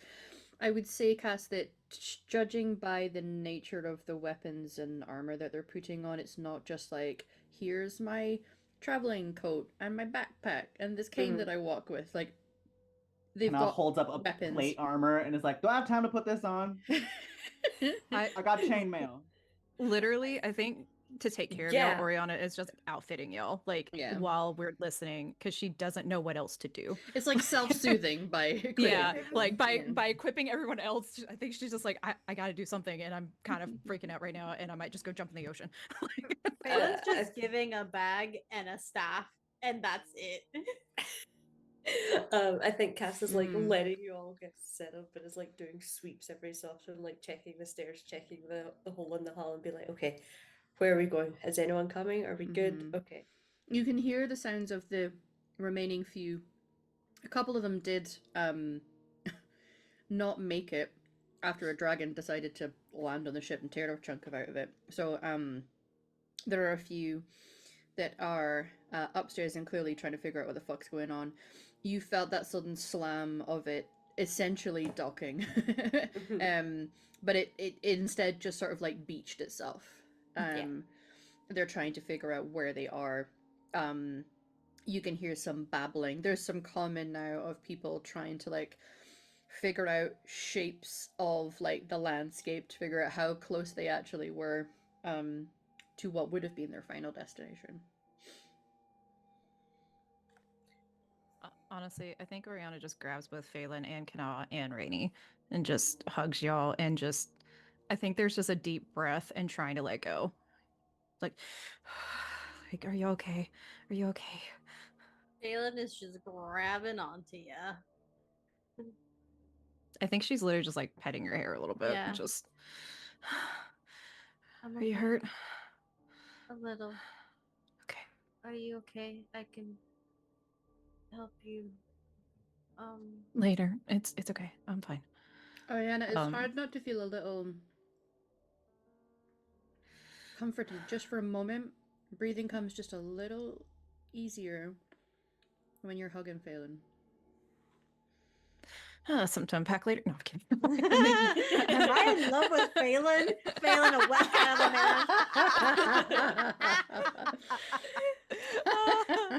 Hugs tighter? In confusion? No, we'll definitely hug. And then if there's anything left to outfit Rainy a little bit, I think Oriana would. Hopefully Not there's necessarily. all the Ranon stuff. Oh God, that's true. Is the random stuff in there? Yeah. Motherfucking dragon! It's fine. So, not that this stuff would fit Rainy, but I think, No. yeah, I think honestly, what Oriana would do is kind of like what she did with her own when, in the Mhm. very beginning, because she stole armor that wasn't suited for her, and so I think she'll kind of put Oriana's stuff on Rainy a little bit Yeah. and use things to kind of stuff the edges and just, hey, Rainy, it's not gonna fit you well, okay, but it's better than nothing. And kind of just like pats her hair a little bit, like it's Yeah. gonna be okay. There's another big like we sometimes like comically draw a kid with their lip sticking out when they're feeling a bit sad. And we're Yeah. like, surely kids don't actually know they do. So the big lip comes out, and again the eyes gloss over, and then big tears are just like, where's Iran? No, I don't know. We'll find her. We can't fight dragons, but you know what? We'll figure it out, okay? Did the big horned lady say that there was Phelan's gonna. a dragon? Yeah. Excuse the cat tail. Phelan's gonna just gently hold Rainy's face. Mm-hmm. Right now, we just have to focus on getting out. We will focus on the rest later, okay? To help Raden, we have to get out first. Okay? We'll be okay. She'll be okay. She takes a few big, common breaths, trying to center herself. Takes a few steps over to Cass. Looks all the way up at you, and she's real small because she's a little dwarven kid. Looks all the way up at you. A canary once said that my name is now Asaranda because I am a big thunder. Castle take a knee and like try and get down on the level as much as she can. And it's just like, hey, that's a really good, strong name. And I think you're going to be really good and strong as we do this, okay? I know it's super scary. I've done super scary things before, so I know that it can be hard, but I think you got it, okay? We gonna be big thunders together? Yeah. Good job. And we'll just go like a little tiny like ruffle of the hair and like stand back up like all 7 feet of her. Yeah. Like just unfolding God, you're so from the ground like I get it a Yeah, lot. she's like 2 feet taller than you. Yeah. Rainy's almost my height, so yeah. Mm-hmm. I just look at Kana and what are we gonna do? And just kind of quietly says it to Kana, just We're gonna stick together. We're gonna keep each other safe. Get the hell out of here. Hey, well, hey, like, hand up it. Hey, we're gonna be okay. yeah. And I think she Yeah. actually cries a little bit. Just like they actually come out now and make sure Rainy doesn't see her face. Just, how can we fight a dragon? Hopefully it's gone. I hate to say, but I don't know. Worst comes to worst, stay behind me, and we bail. Yeah. I throw a shield up between us and the fire, and we run. That's Or I'll what confuse it by and- putting my shield down and lighting it on fire. Yeah, I was gonna say, and I That don't was run through the one fire this time, time. right? do I roll through the fire this time? Don't roll through the fire. Got it. Roll through the fire. And this she's time. trying to I don't laugh got a little enough bit. Beard left. I don't got enough beard left for that. It did hurt Hey, a little we bit. had Kate, our studio audience. Hi, Kate. I think through the tears, she's laughing a little bit. Just yeah, that hurt a lot. I didn't like that. No repeats. No, Just those stalkers were awful. yeah. Just like patting her on the shoulder, like glad that you're laughing, feeling a little better. It's like now trying to take stock of everybody else. Yeah, Just- it's just absolute Feylan like a pat on the depression laugh. shoulder, squeeze, Yeah. thumbs They- up to Oriana's mom, whose name I can't remember. Kara, you're good. Kara. We'll turn to I was about to say to Bex, to Cass. Offer up a hand, a now gauntleted hand, to shake and said, "Hey, Lily, sorry about the third degree. I get kind of protective of my people. Kana." We'll take it, shake. Hey, understandable. I think it would be stranger if you were in this situation. Like I say, Thanks. I'm for your Cass. help. You can interrogate me all you want, even more afterwards, because I think that is completely fair. Well, first things first. And I will hold you to that. Don't mind if Oh, yeah, I do. believe I'm it. nosy Don't as worry hell. about it. All right. But yeah, let's How do we get You out ready, of folks? here? I'm also, you kind of turning around to look at you. You see, Rainey has used some of the various fabrics that Irana used as her outfit, wrap them kind of around her. What's been placed is like, because it was light leather that she wore, so there's like pauldrons covering her. The braces are actually like almost her whole arm. And she's holding a dagger that looks more like a short sword on her, and she just turns around to you all and looks at you. You can see that her eyes are still teary, but she has a determined look on her face, and she says, "Let's go make some noise." Can I just add that she has Kana's old blacksmithing apron on, but it's like huge. It's like a floor length dress on her, Yeah. and it's just like tied up real tight, like tied around like 3 times. Like Yeah, Cass like unsheaths the axe and is like, "Good kid you've got here. Let's do it." They're gonna make me some horns as Yeah. well. Can I get them like crystal? Like, we can talk about that later, she says as she turns to go up the stairs. Hey, I'll find you some crystal later, kid, alright? Okay. Alright. So, the situation you will all be presented with, and I am happy for, as players, to consider your strategy outside of the character's thoughts. On the top deck, there's about 5 crew left. They are wearing leather armor. They clearly have weapons on them, just as standard. They don't have any markings or emblems. Even the ship doesn't necessarily have any markings on it. By all accounts, when you get up there and in the below deck, those of you who have encountered various types of ship, it just looks like it could be a merchant vessel, if anything. So you would have an element of surprise, should you choose it. They are clearly distracted talking about where the fuck they are, because as far as they know, you're all very contained in your crates, having a conversation with one another. There is the option to go up and obviously try to take them out, take out some of your rage on them. You will be carrying injuries, worth noting, just from the clattering around and trying to escape from your confines, etc. But that could be an option. Or you could try to sneak off and slip away quietly if you wanted that approach. There's a few options here. It feels like the way Oriana. Rainey's kitted out and holding the dagger sword, ready to go make some noise. She looks like she's out for blood. Whether you're going to allow her to do that or not, you could just tell her to go small. I feel like you're going to need some verbal command for when you need her to hide places.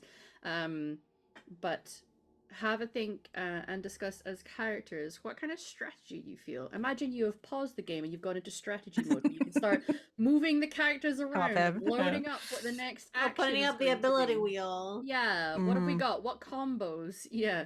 How are we approaching this, everyone? I think Oriana's hand is already like on the dagger on the hilt, just like like the eyes are low and starting. And oh gosh, I think she just looks at her mom. Like they've basically tag team before. Like, are you okay to do this? Yeah, like, are you motivated? Can you handle it? Yeah. And just quiet signals of just like, we can do this. They won't even know.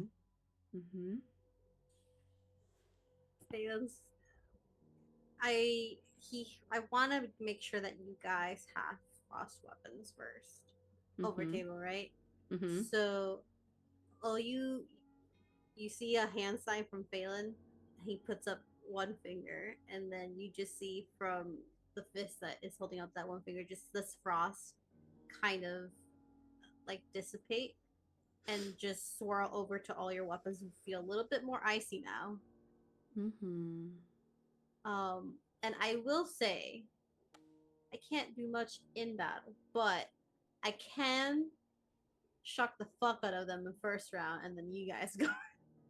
Yeah, and like we know that we do narrative cinematic fighting here anyways, but clearly Phelan is like, oh, we ballin'. Your weapons are frosty. Let's go in and ice these bitches. And I think that's what Oriana's doing, is kind of just looking at every person like, you win. Like that very quiet, like, it's about you giving win. people options, because not some people might be hurt, some people might not want. Sure. Like some of them are going down, may not be all of them. Like there's an absolute like the murderous intent that Oriana sometimes gets. Like unfortunately y'all didn't see it when she knocked out a few of the guards at Calden's place, but it's that moment where it's like silent, we're hunting, we're pissed. Yeah. There's also a moment, I would say, that as the blade that Rainey is holding gets frosty, her eyes widen, and you're like, oh no, I've created a monster.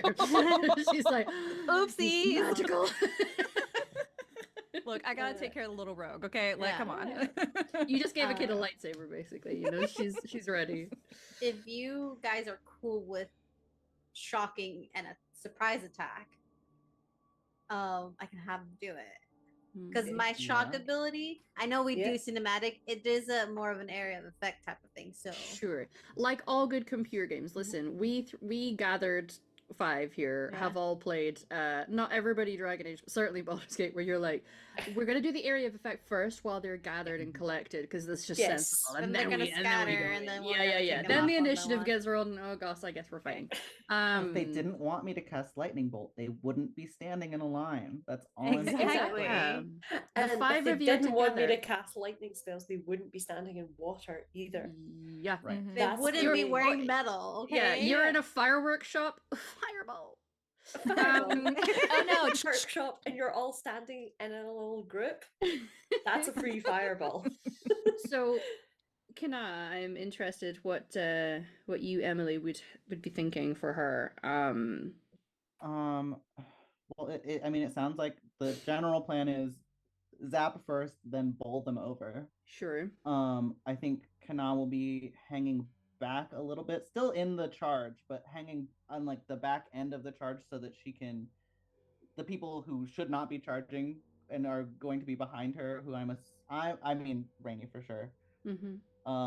Probably Phelan too. Let's be real, you squishy little boy. What do you mean? He's a frontline fighter. Who needs to be anyone who needs to be behind will be like hanging back enough so that she's picking off anyone who's like infiltrated the group and keep them out away from our squishies and our casters and whatnot. We'll be doing some crowd control. and some defense. Sure. I have to go in a little close, but it's fine. Yeah. Hey, Cass, my big, beautiful baby girl. What are you doing? Yeah, Cass is obviously hale and healthy, and these are not the first crew of this particular type of ship that she has had to cut down. No, slavers, I eat them for breakfast. Exactly.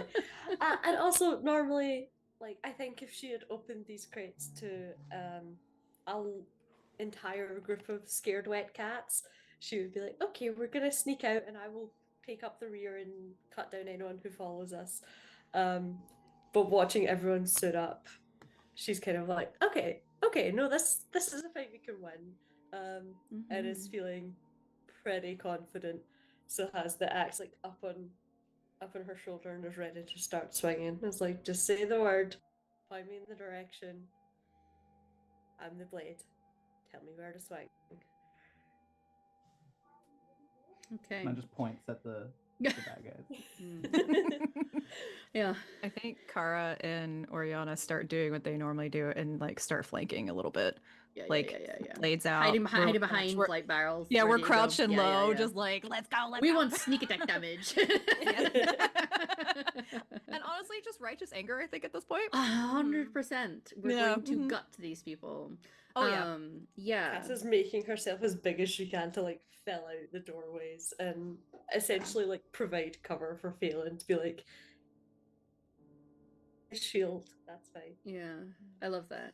I like as well, it's basically like, you know, when a barbarian is ready to go with a fight and you're just like, ah, let's Very go. that. I would love to know, maybe you can come up with one once it is your go for this fight, a battle cry that you would call out. Ooh, yes, I feel like it's either going to be very, very inspiring or really fucking funny. Why not both?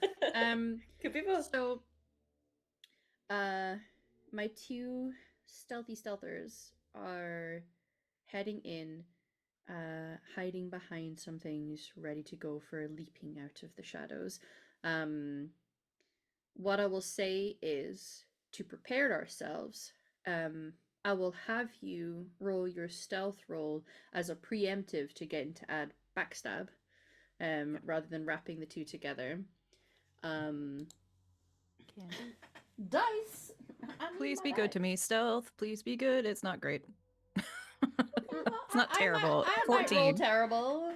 Yeah, Could be worse. 14's not the Listen. worst. 14's okay, as long as you get 11, you're fine. Okay. Oh no. Fine. Okay.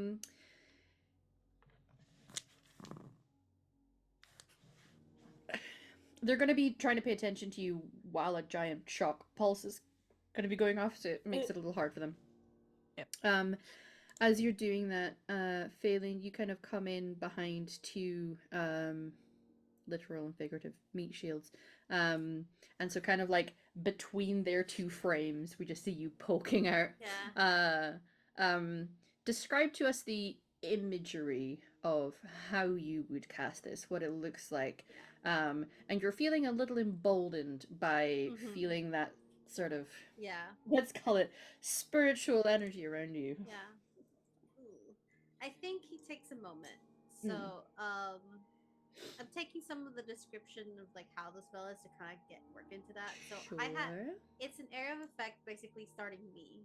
So, I think we see Phelan, we see them start making meat shields, but he's like, okay, and he kind of pushes his hair back and he's channeling this kind of emboldened spirit and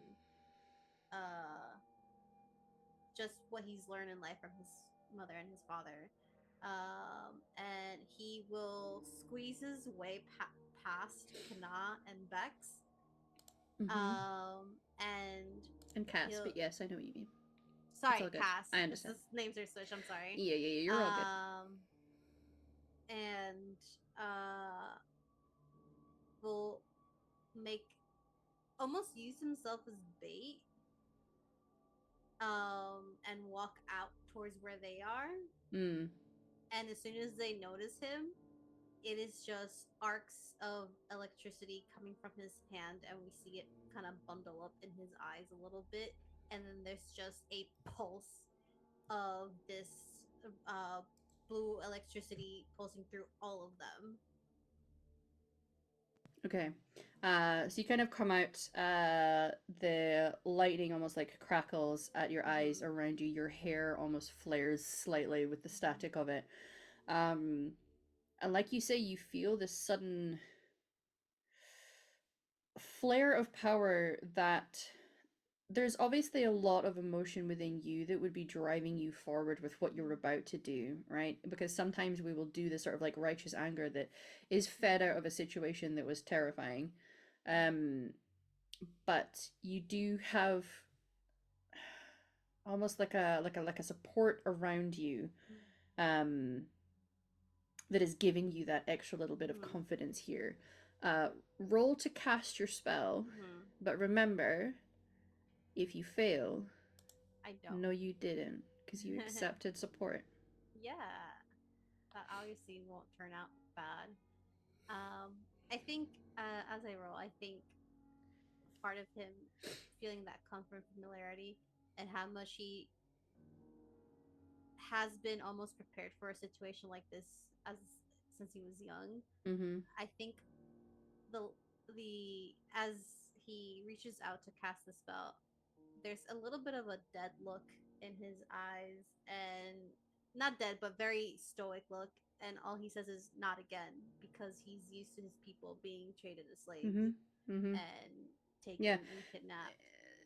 There's something about the energy surrounding you that feels like power from your ancestors, almost like you feel in touch with your roots in a way that you haven't really before, even when you were with your people. And here's the thing, you rolled a 12 and your target number was 13, but No, you didn't. Uh, So the spell does go off. You feel a moment where the spell almost chokes in your hand, and you know that ordinarily what tends to happen when a spell starts to fail, in the first instance, usually just backfires. Sometimes it can even hurt you. In the worst situation, you can slip into the fade for a while. You haven't had it happen to you before, but you have heard tales of it happening. But as you feel that sudden like slackening and that lack of ability to pull fully from the fade the energy that you need to cast the spell, there's just this extra, it's almost like you feel a hand under your hand lifting it higher and out, and giving you that last little push that you need to get your spell off. And it does indeed set off this charge that electrifies them. It feels probably like getting struck by lightning, or having your finger in a socket. So they become a little frazzled. It throws them off their guard, but it does obviously trigger a fight. Now, Vex, although you're aware of how combat works in these kinds of games, here at the transmissions, or just when I run Dragon Age in general, I love a cinematic fight. So we're about to go into combat, and what I like to do for my cinematic fight is we're all going to narrate actions that we're doing, our first attempt to get ahead in this fight. It doesn't always have to be, I hit the thing with my weapon. It can be, absolutely it can, but you can throw some flavor in it. It can even be, I'm actually going to throw at the thing that's above their head and cause something to fall on their head, right? So we can go as cool or as adventurous as we want. We roll to see if it was successful. Even if we fail, we can narrate what that failure looks like and how it feeds the story.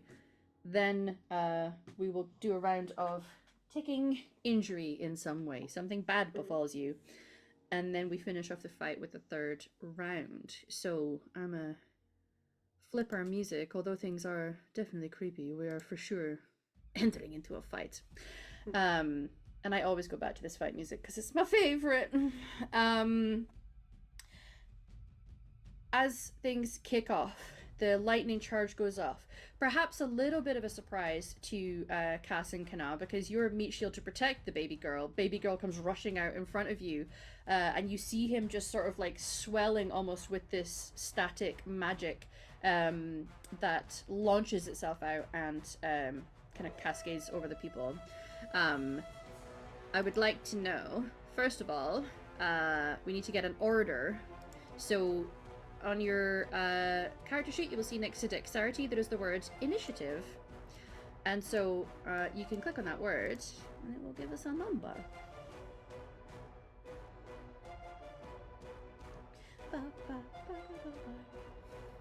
Very good rolls.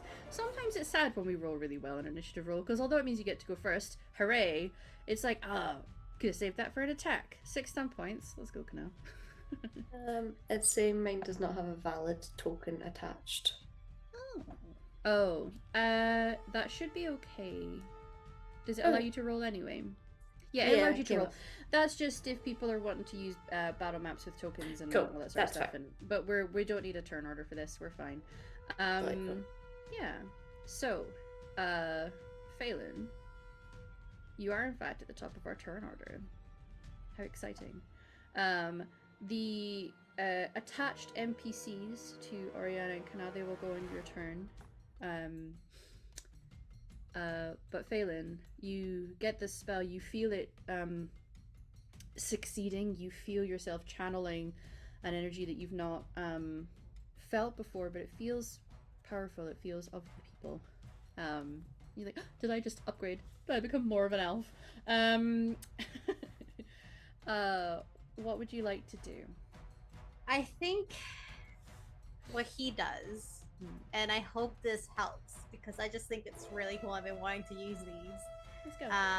It's not my arson cubes, by the way, because we're on a boat. We are on a boat, yeah. We have docked, we've beached. Yeah. But he casts that, and as soon as he does, he reaches into his bag. What is he casting? He's not casting. Oh.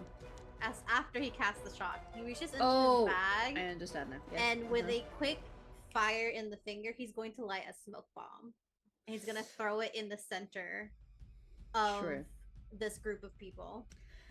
So you can see them like doing that seizing up that a body will get when electricity courses through their body. They all look a little bit frazzled. Some of them maybe even have little bits of smoke coming off them. There's some confusion. They can see people charging towards them. They saw you emerging in the way that you did. And just then a smirk before he threw the fucking smoke bomb. It goes off and creates swelling, tumultuous fog, almost like it's the smoke that is surrounding them. It is starting to cover them. It's obscuring them, which is kind of good for people who are wanting to come out of the you may quite literally come out of the smoke.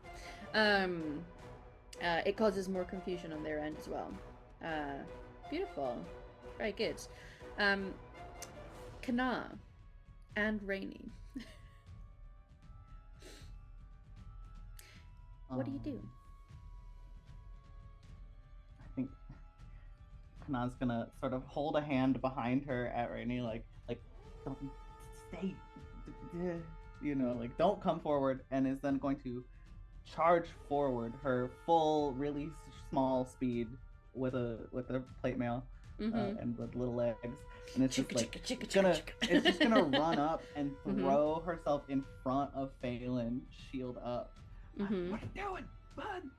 And just like stand there and just like have instead of her maul, since people they're still like distance yet, is just gonna have her throwing axe ready for the first person who comes running at us. Sure. I think Rainy like nods at you and is mostly translating what you're saying, because we know that kids like they'll hear what you said, but like hear what they want to hear from what you've said. Don't go in and fight with the blade, got it. But I can do other things. And starts to look around, and she is going to run over. Is there anything you want to roll, by the way? Because I'm happy for you to just defend, but if there's something specific you want to do with that. defending means you're taking whatever hits would have been going Phelan's way, basically. So I'm totally okay with that. That's fine. That's what I wanted. Okay. What Rainey is gonna do is look around a little bit, and she spots. You can see like her mind expanding in the creative way that only children have.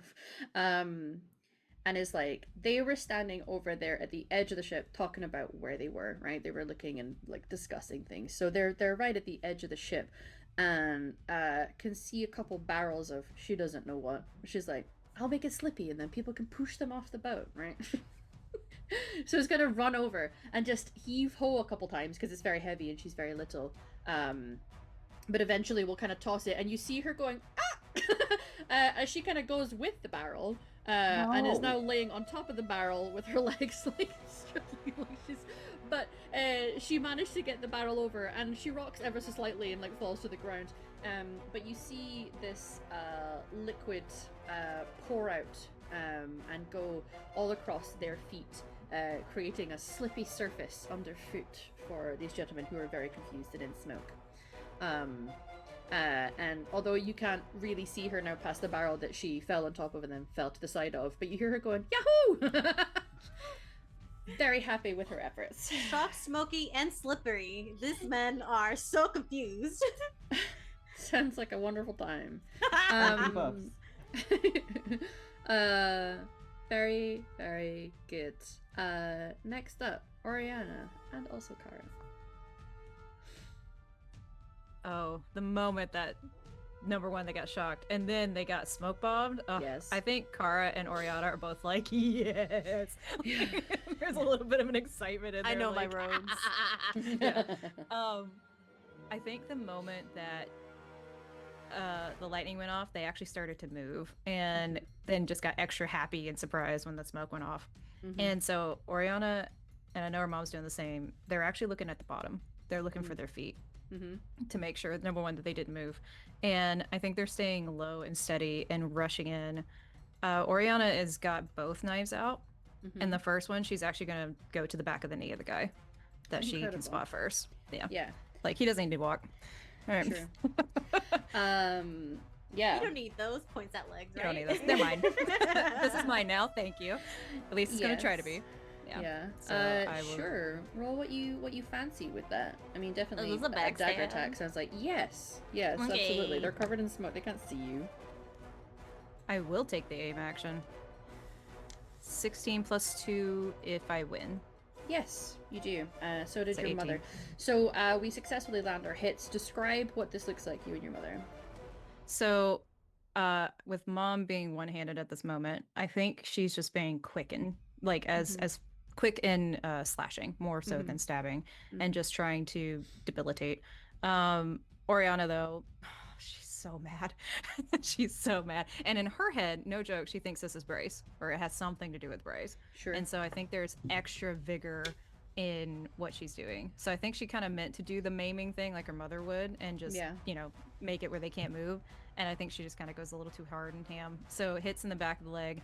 The moment he starts falling back a little bit, she's gonna come over top and go right in between the neck and the shoulder.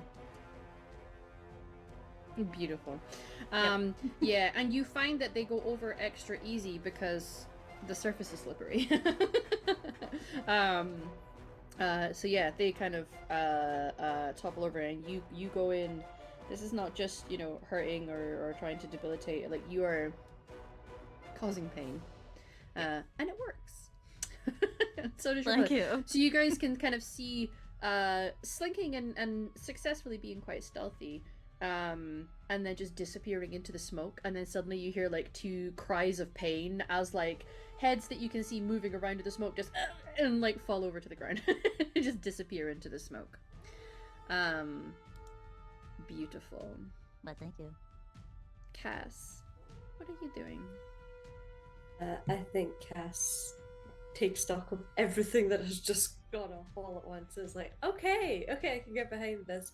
And you just hear her like all quiet mutter because under her breath before she slides into the fray, and just both hands on the action takes a massive swing at probably someone who's closest to like the edge of Yeah. She's trying to pick Taking off them out. the Yeah. outsiders and try and take them out. Mm-hmm. And like, these guys obviously have very personal reasons for wanting to do what they're doing with them. You kind of have your own as well, in that you have had to spend time with these people and learn about what's going on and what they've been doing, and you know, you're on this path for a reason, and it is dealing with people like this. So each time is just as delightful as the last. So please roll for me an attack with your axe, and we'll see how spectacular it is. Let's not promise that. Even a simple pass is enough to hit, but you know, sometimes we stump point and it gets extra cool. That's true. Like that. Delightful. As 16 does hit, we do 3 stump points. So what you're doing, you're going to do what you were planning. What do those 3 stump points look like? Why is this landing extra well, or is there an extra little boost to what you've just done? I think in this case, I'll use a stump point on a mighty blow, so it'll be just a particularly savage one. I think I come sliding out of the smoke and comfy on my nerves this whole trip. Just continued to say things that rankled at me and had my hackles up the entire time that I had to bite down on, and I'm just like, all right, time to meet the business end of the blade, and I swing hard, because I'm a specialist in my two-handed weapon. I use the extra power to like push them bodily back, so they also like tip back off the edge of the ship. Yeah. So we see you kind of charging into the smoke, and because you're so tall, we can actually see you up over the top of the smoke bomb with the horns, and there's something really quite epic and savage and terrifying about how that looks. And when you go in with this huge blade, this huge axe, when you go in for this savage hit, we can hear it. We don't have to describe detail, but there's crunching involved. And as you do, there is a moment where people can hear the sort of exclamation of a death cry. Is it the Wilhelm scream? Who knows? But we hear the kind of sudden topple, and then the sploosh of somebody landing in the water below. It's not a deep sploosh because the boat is beached. So they land, it splooshes a bit, but like there's sand under it, so that if he wasn't dead before he left the boat, he certainly probably died landing on that sand. It is spectacular, and I think that's when the 3 of you see that Sure has the sweet little baby girl face and like very sunny disposition in a fight. Fucking terrifying, you. Delightful. We love to see it. Let's go buff women. Okay. So, that being said, Buff woman has to be my favorite gender. yes.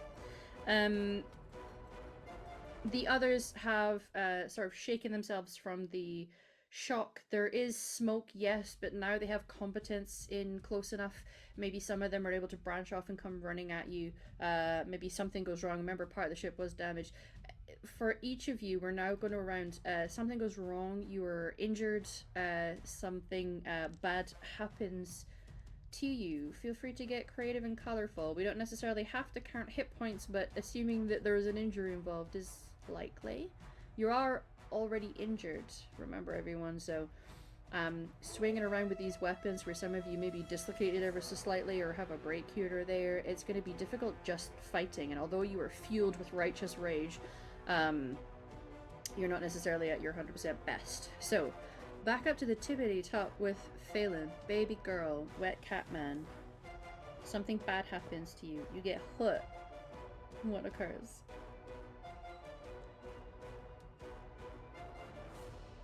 I'm so muted. As we kind of see everything coming to a chaotic start, I want to say that as soon as a ranger character, archer, right? Your first thing is to shoot at the thing you don't know. So I feel like it would make sense if out of that fog comes like a random arrow, and Yeah. You take out your spellcasters first. This is the Yeah. sensible move when Dragon Age. Yeah. And I think there is like a bit where Feylan was moving, so they're kind of like a little not right behind Kana, and there's like an arrow that takes him to the shoulder. Just and above he- a lung. Yeah, just above the lung. And I think he does stagger back, and there is still some fear, but there is, much like Rainy, determination in his face more than anything. I am small, but I am many mighty. reasons. Yes. Historical and personal. Yeah. Okay. Yeah, and it hurts taking an arrow there. Okay. Very good. Next up, bloop, is Kana and Rainy. I would say rather than an injury to Rainy, nothing something bad happens can to befall Rainy. her. She kind of like, as falling off the barrel, falls off the side into the water. I don't know. It's your call. I'll let you decide what happens to Rainy. She gets a protective bubble around her where no damage yes. can. No.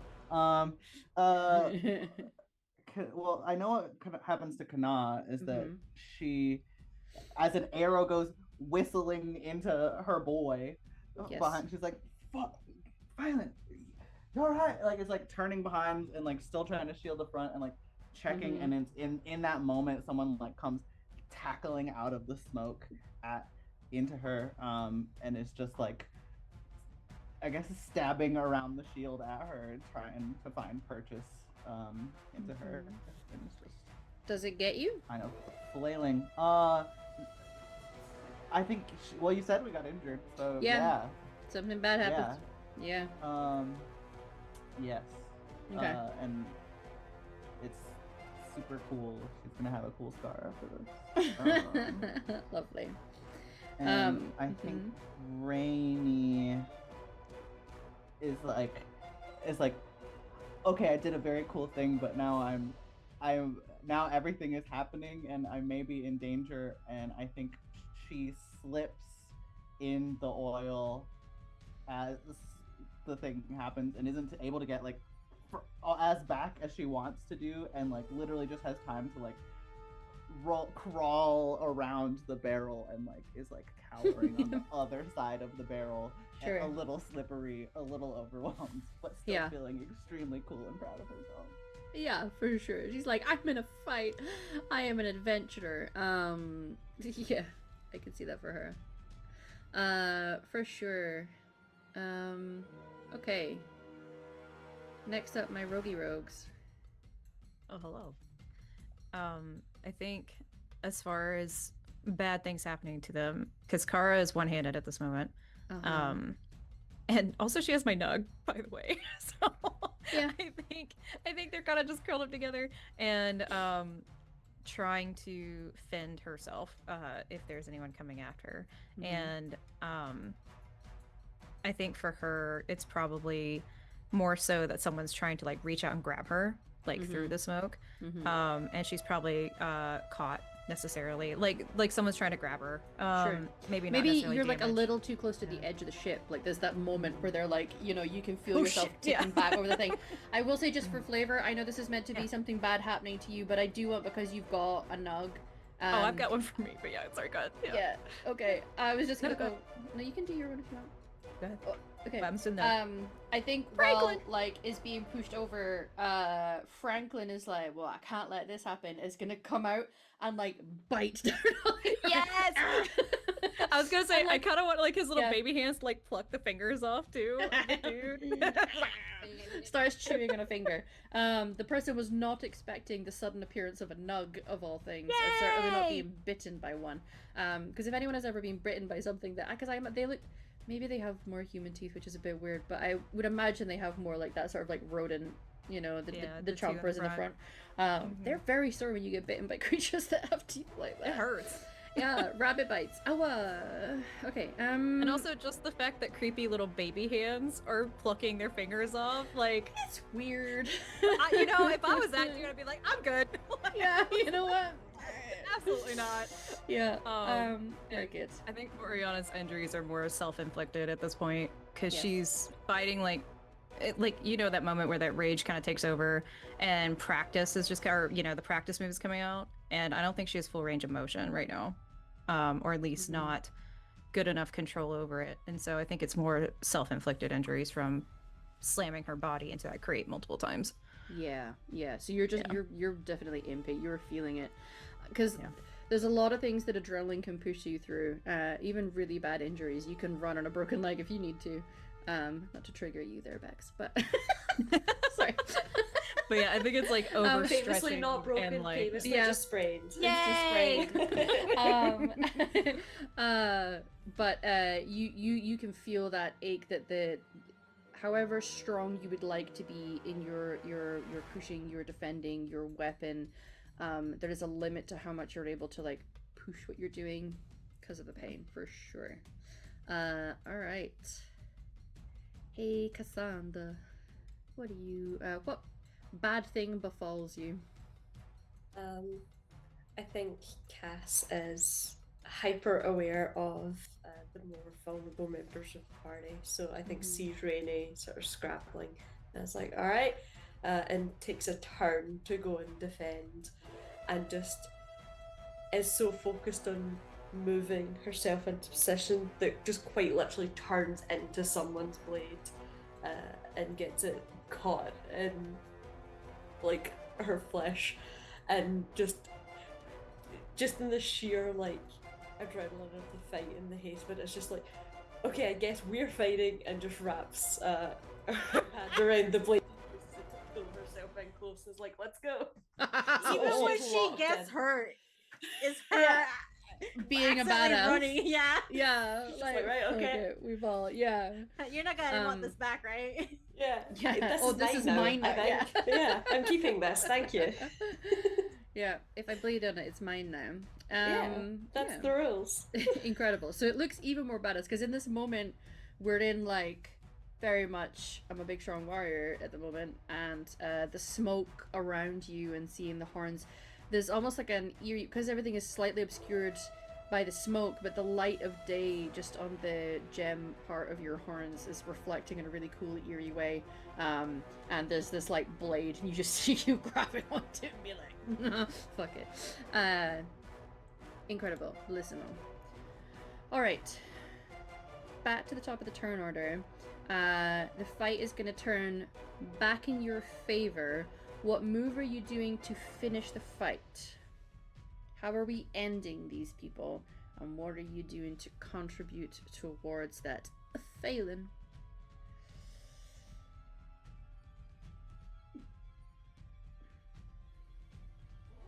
So, my man. So I would like to do something. Is there? No, I don't have that yet. I want to play my baby and what he was trained to do originally and heal, but I want it to almost like he wants to heal Kana because he's right in front of them. I can only heal 1% of the time, but I want it to feel more of like a burst of energy. Like instead of that calming, like soothing mint, you kind of get like you just drank a 5-hour energy real quick, or just shotgun a Red Bull. Not sponsored, by the way, but we could be. It gives you wings. It gives you wings. So you're more looking for like an energized healing. Yes. Like it feels like a sudden jolt to the system. Exactly, like you just got stabbed with an adrenaline injection. Okay. Sure. Roll to cast your spell for healing. I swear to God. Yay! Sorry, that was so girly. Yay! Ooh. Someone put that. Period. Okay. Someone put that. Absolutely. So you smash it with your spell.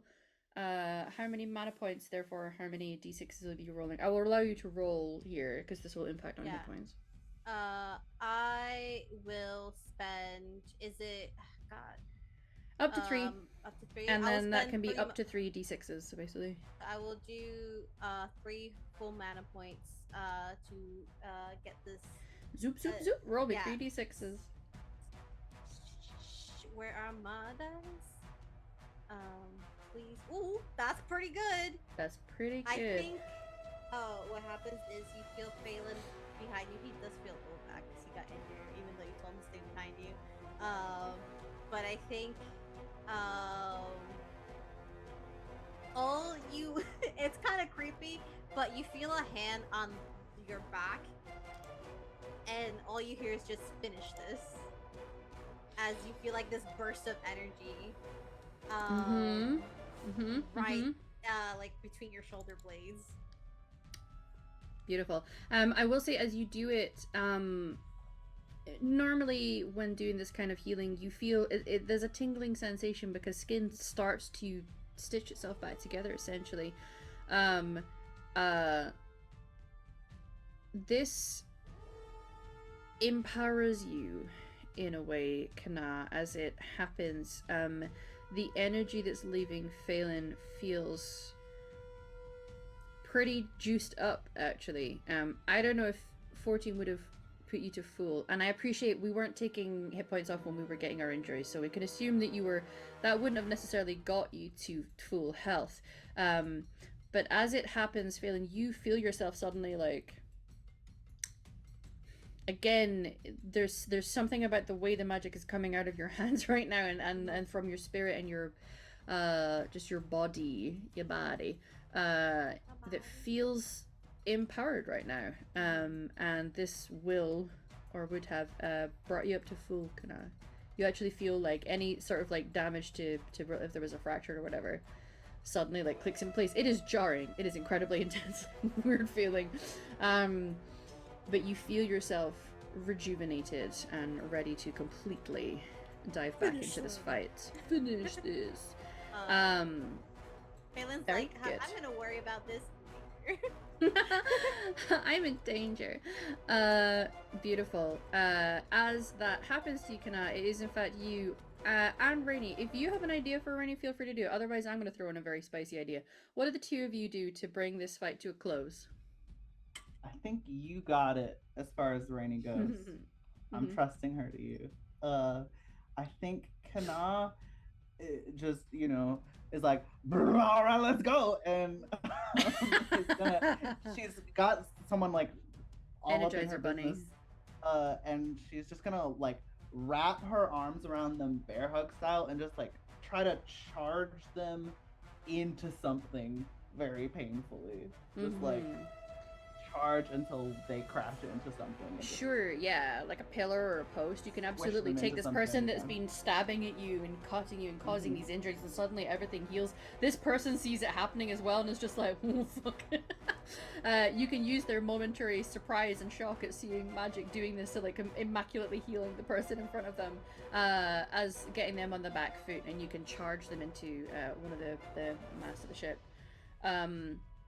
For Rainy, I just, it probably doesn't help them that her axe is still in her hands, so when they crash, there's an axe there.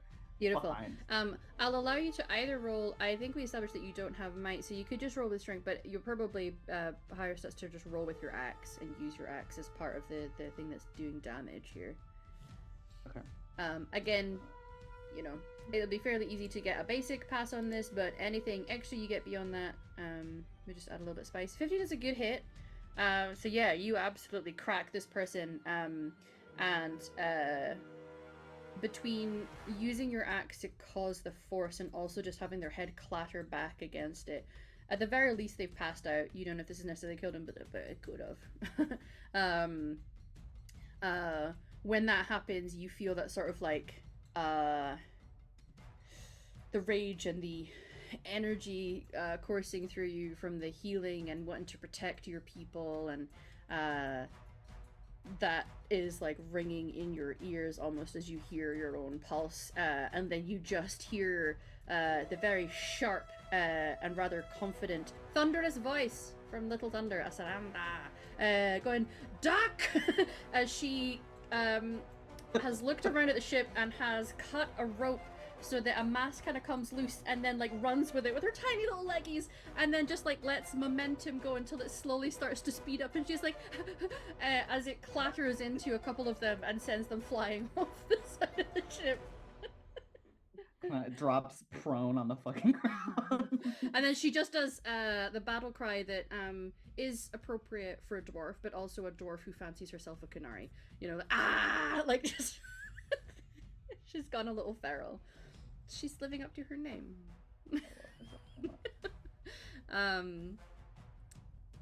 Incredible. My two roguey rogues. I imagine you ducked at the sudden sharp sound of being told to do so. Yeah, and Oriana always kind of stays low anyway, so I don't really think it would have been a problem for her. I think Yeah. she'd be like, okay. We were already in go pose, you know, you have to keep your legs bent. And definitely Kara would have as well. I think Kara is kind of... I like to imagine Kara's probably got more of her state of mind here. Like, she's mad, but she's not, you know, letting her emotions get a hold of her. And so I think she's... anyone that, like, Cass or Kana was fighting, I think she's kind of helping pick off a little bit. And staying in a more classic rogue kind of on the sides here. For Oriana, unfortunately, is just so mad. And like I think the pain is making it worse for her. And so the moment it goes over, I imagine if there's like one guy like hanging on essentially, no, he's not. I think she literally just has both knives out, runs and hits one on the inside of the knee, and then just goes straight into its head. And so essentially just taking his base out. And I think she, even if it takes her, she's gonna knock him over the ship. Be like, abso-fucking-lutely not. And just the second knife is going into his throat. I'd like to think there's a moment where like the camera's panning in behind you as you're doing it and knocking, and then you see like that momentum of you going with them, but then you stand up having this person probably tried to grab at you, but I imagine the anger that you have, if they tried to grab at you with their hands, they won't have fucking hands anymore. Like she just stabs into it. Like, no. And as they fall, you kind of stand up and your hair sort of like flows back and you're just looking a little feral. Oh, absolutely. Yeah, I've been taking some out. Absolutely beautiful. I think she even kind of like stares down like, I could just follow him and keep doing it. I think there's a moment. Yeah, I mean, of her like he just, might be dead, but he could be deader. He could still be. He could still be breathing. You never know. Yeah, but there's definitely a regret there. Yeah. There will be more. Cass, to finish us up, the final blow. We can assume there's maybe one left. Maybe this is the biggest of the assholes. Maybe this is the one that was leading. Maybe this is the one that you're like, you deserve the worst. Yeah, I think Cass kind of very deftly ducks as she is told. You just see like 7 feet of Kunari drop down and then like almost do like a kip up back up, so kicks her feet up and like flips to her feet with the axe out, and then just like comes around with like this massive swing. And as she comes around with a massive swing, we'll pull the sword out from her to use as the second strike if she needs to. Oh, yeah. I So want you you just to get a roll, little because the thing is, spray. if it's extra spicy, I would like to think that we're gonna get some of that arterial spray from the sword, because it would be good for that. But the axe, when we're coming in, if we do really well with this, Let's I would hope, love 'cause it'll for them to fun. be beheaded, because that's what these big axes are for. Well, we'll find Why out. did I get given these guns if not to behead slavers Well, with it? exactly. It's only a 17, but we'll take it. Oh, it's only a 70. Yeah, you absolutely. So there's this moment where like there's a little bit of spray of blood that just for the poetic of it goes up one of the white sails. You just see the splatter of red on it, and then the sound of axe meeting neck, and then Yes. the dull thump and roll of a head that slowly comes to stop. And then I think just to make the point, we'll take the sword and like stab it through the like shoulder of their armor to pin the body to the ground, and then just sort of rock back and go, okay, good job everyone. Mm. Now, the fight is done. The situation is a little dramatic. I imagine some of you may have some questions. If you want to ask them now, you can. If not, perhaps it's time to get off the ship.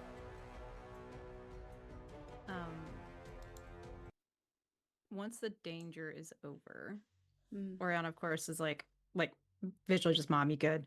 But two, I'm looking for some heraldry. I'm looking for literally any sign of who owns this ship.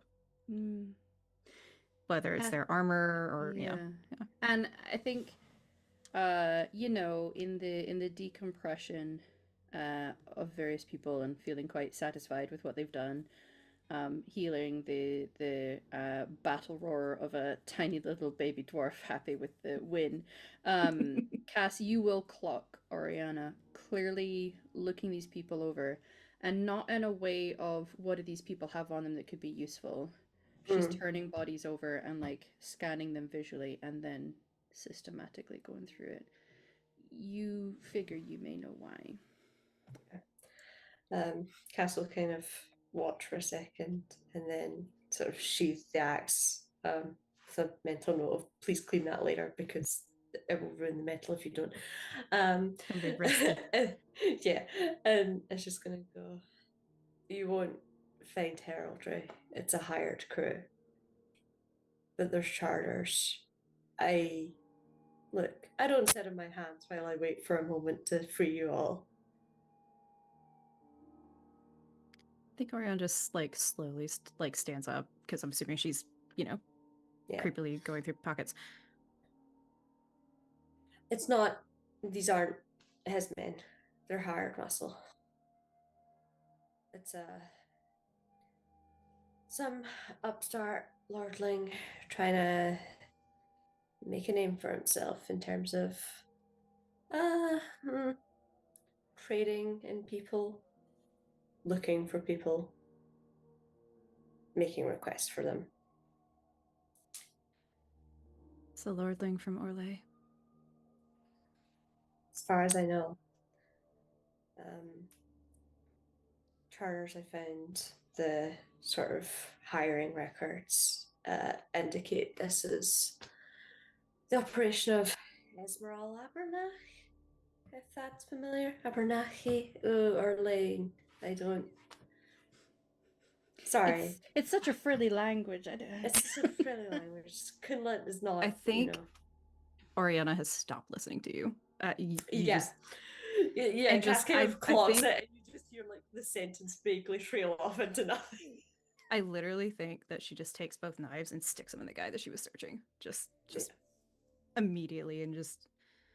I think this is the most emotive Feylan and Kana have seen Oriana ever, because she's been so scared and everything, and I think she just starts screaming. Honestly, I don't think she has enough emotional control to not. And I even think she might be hitting things. Like she's turned into like a full teenager. Like most of the time she's been kind of on her shit, and I think she's kind of losing it a little bit. And just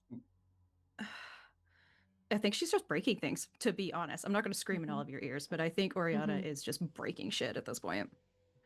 Kana's coming to Oriana. It's gonna try to take her by the shoulders. Hey, you're stopping Kana? Yeah. We can't. I get it. Listen, but we can't. We gotta get out of here. We're gonna draw more attention to ourselves. Just wait a moment. Please. Yeah. Grab what you can find. We need supplies. And it is in the rage and fury, dread that is working its way through Oriana. Some of you have been left with some questions that may need answers.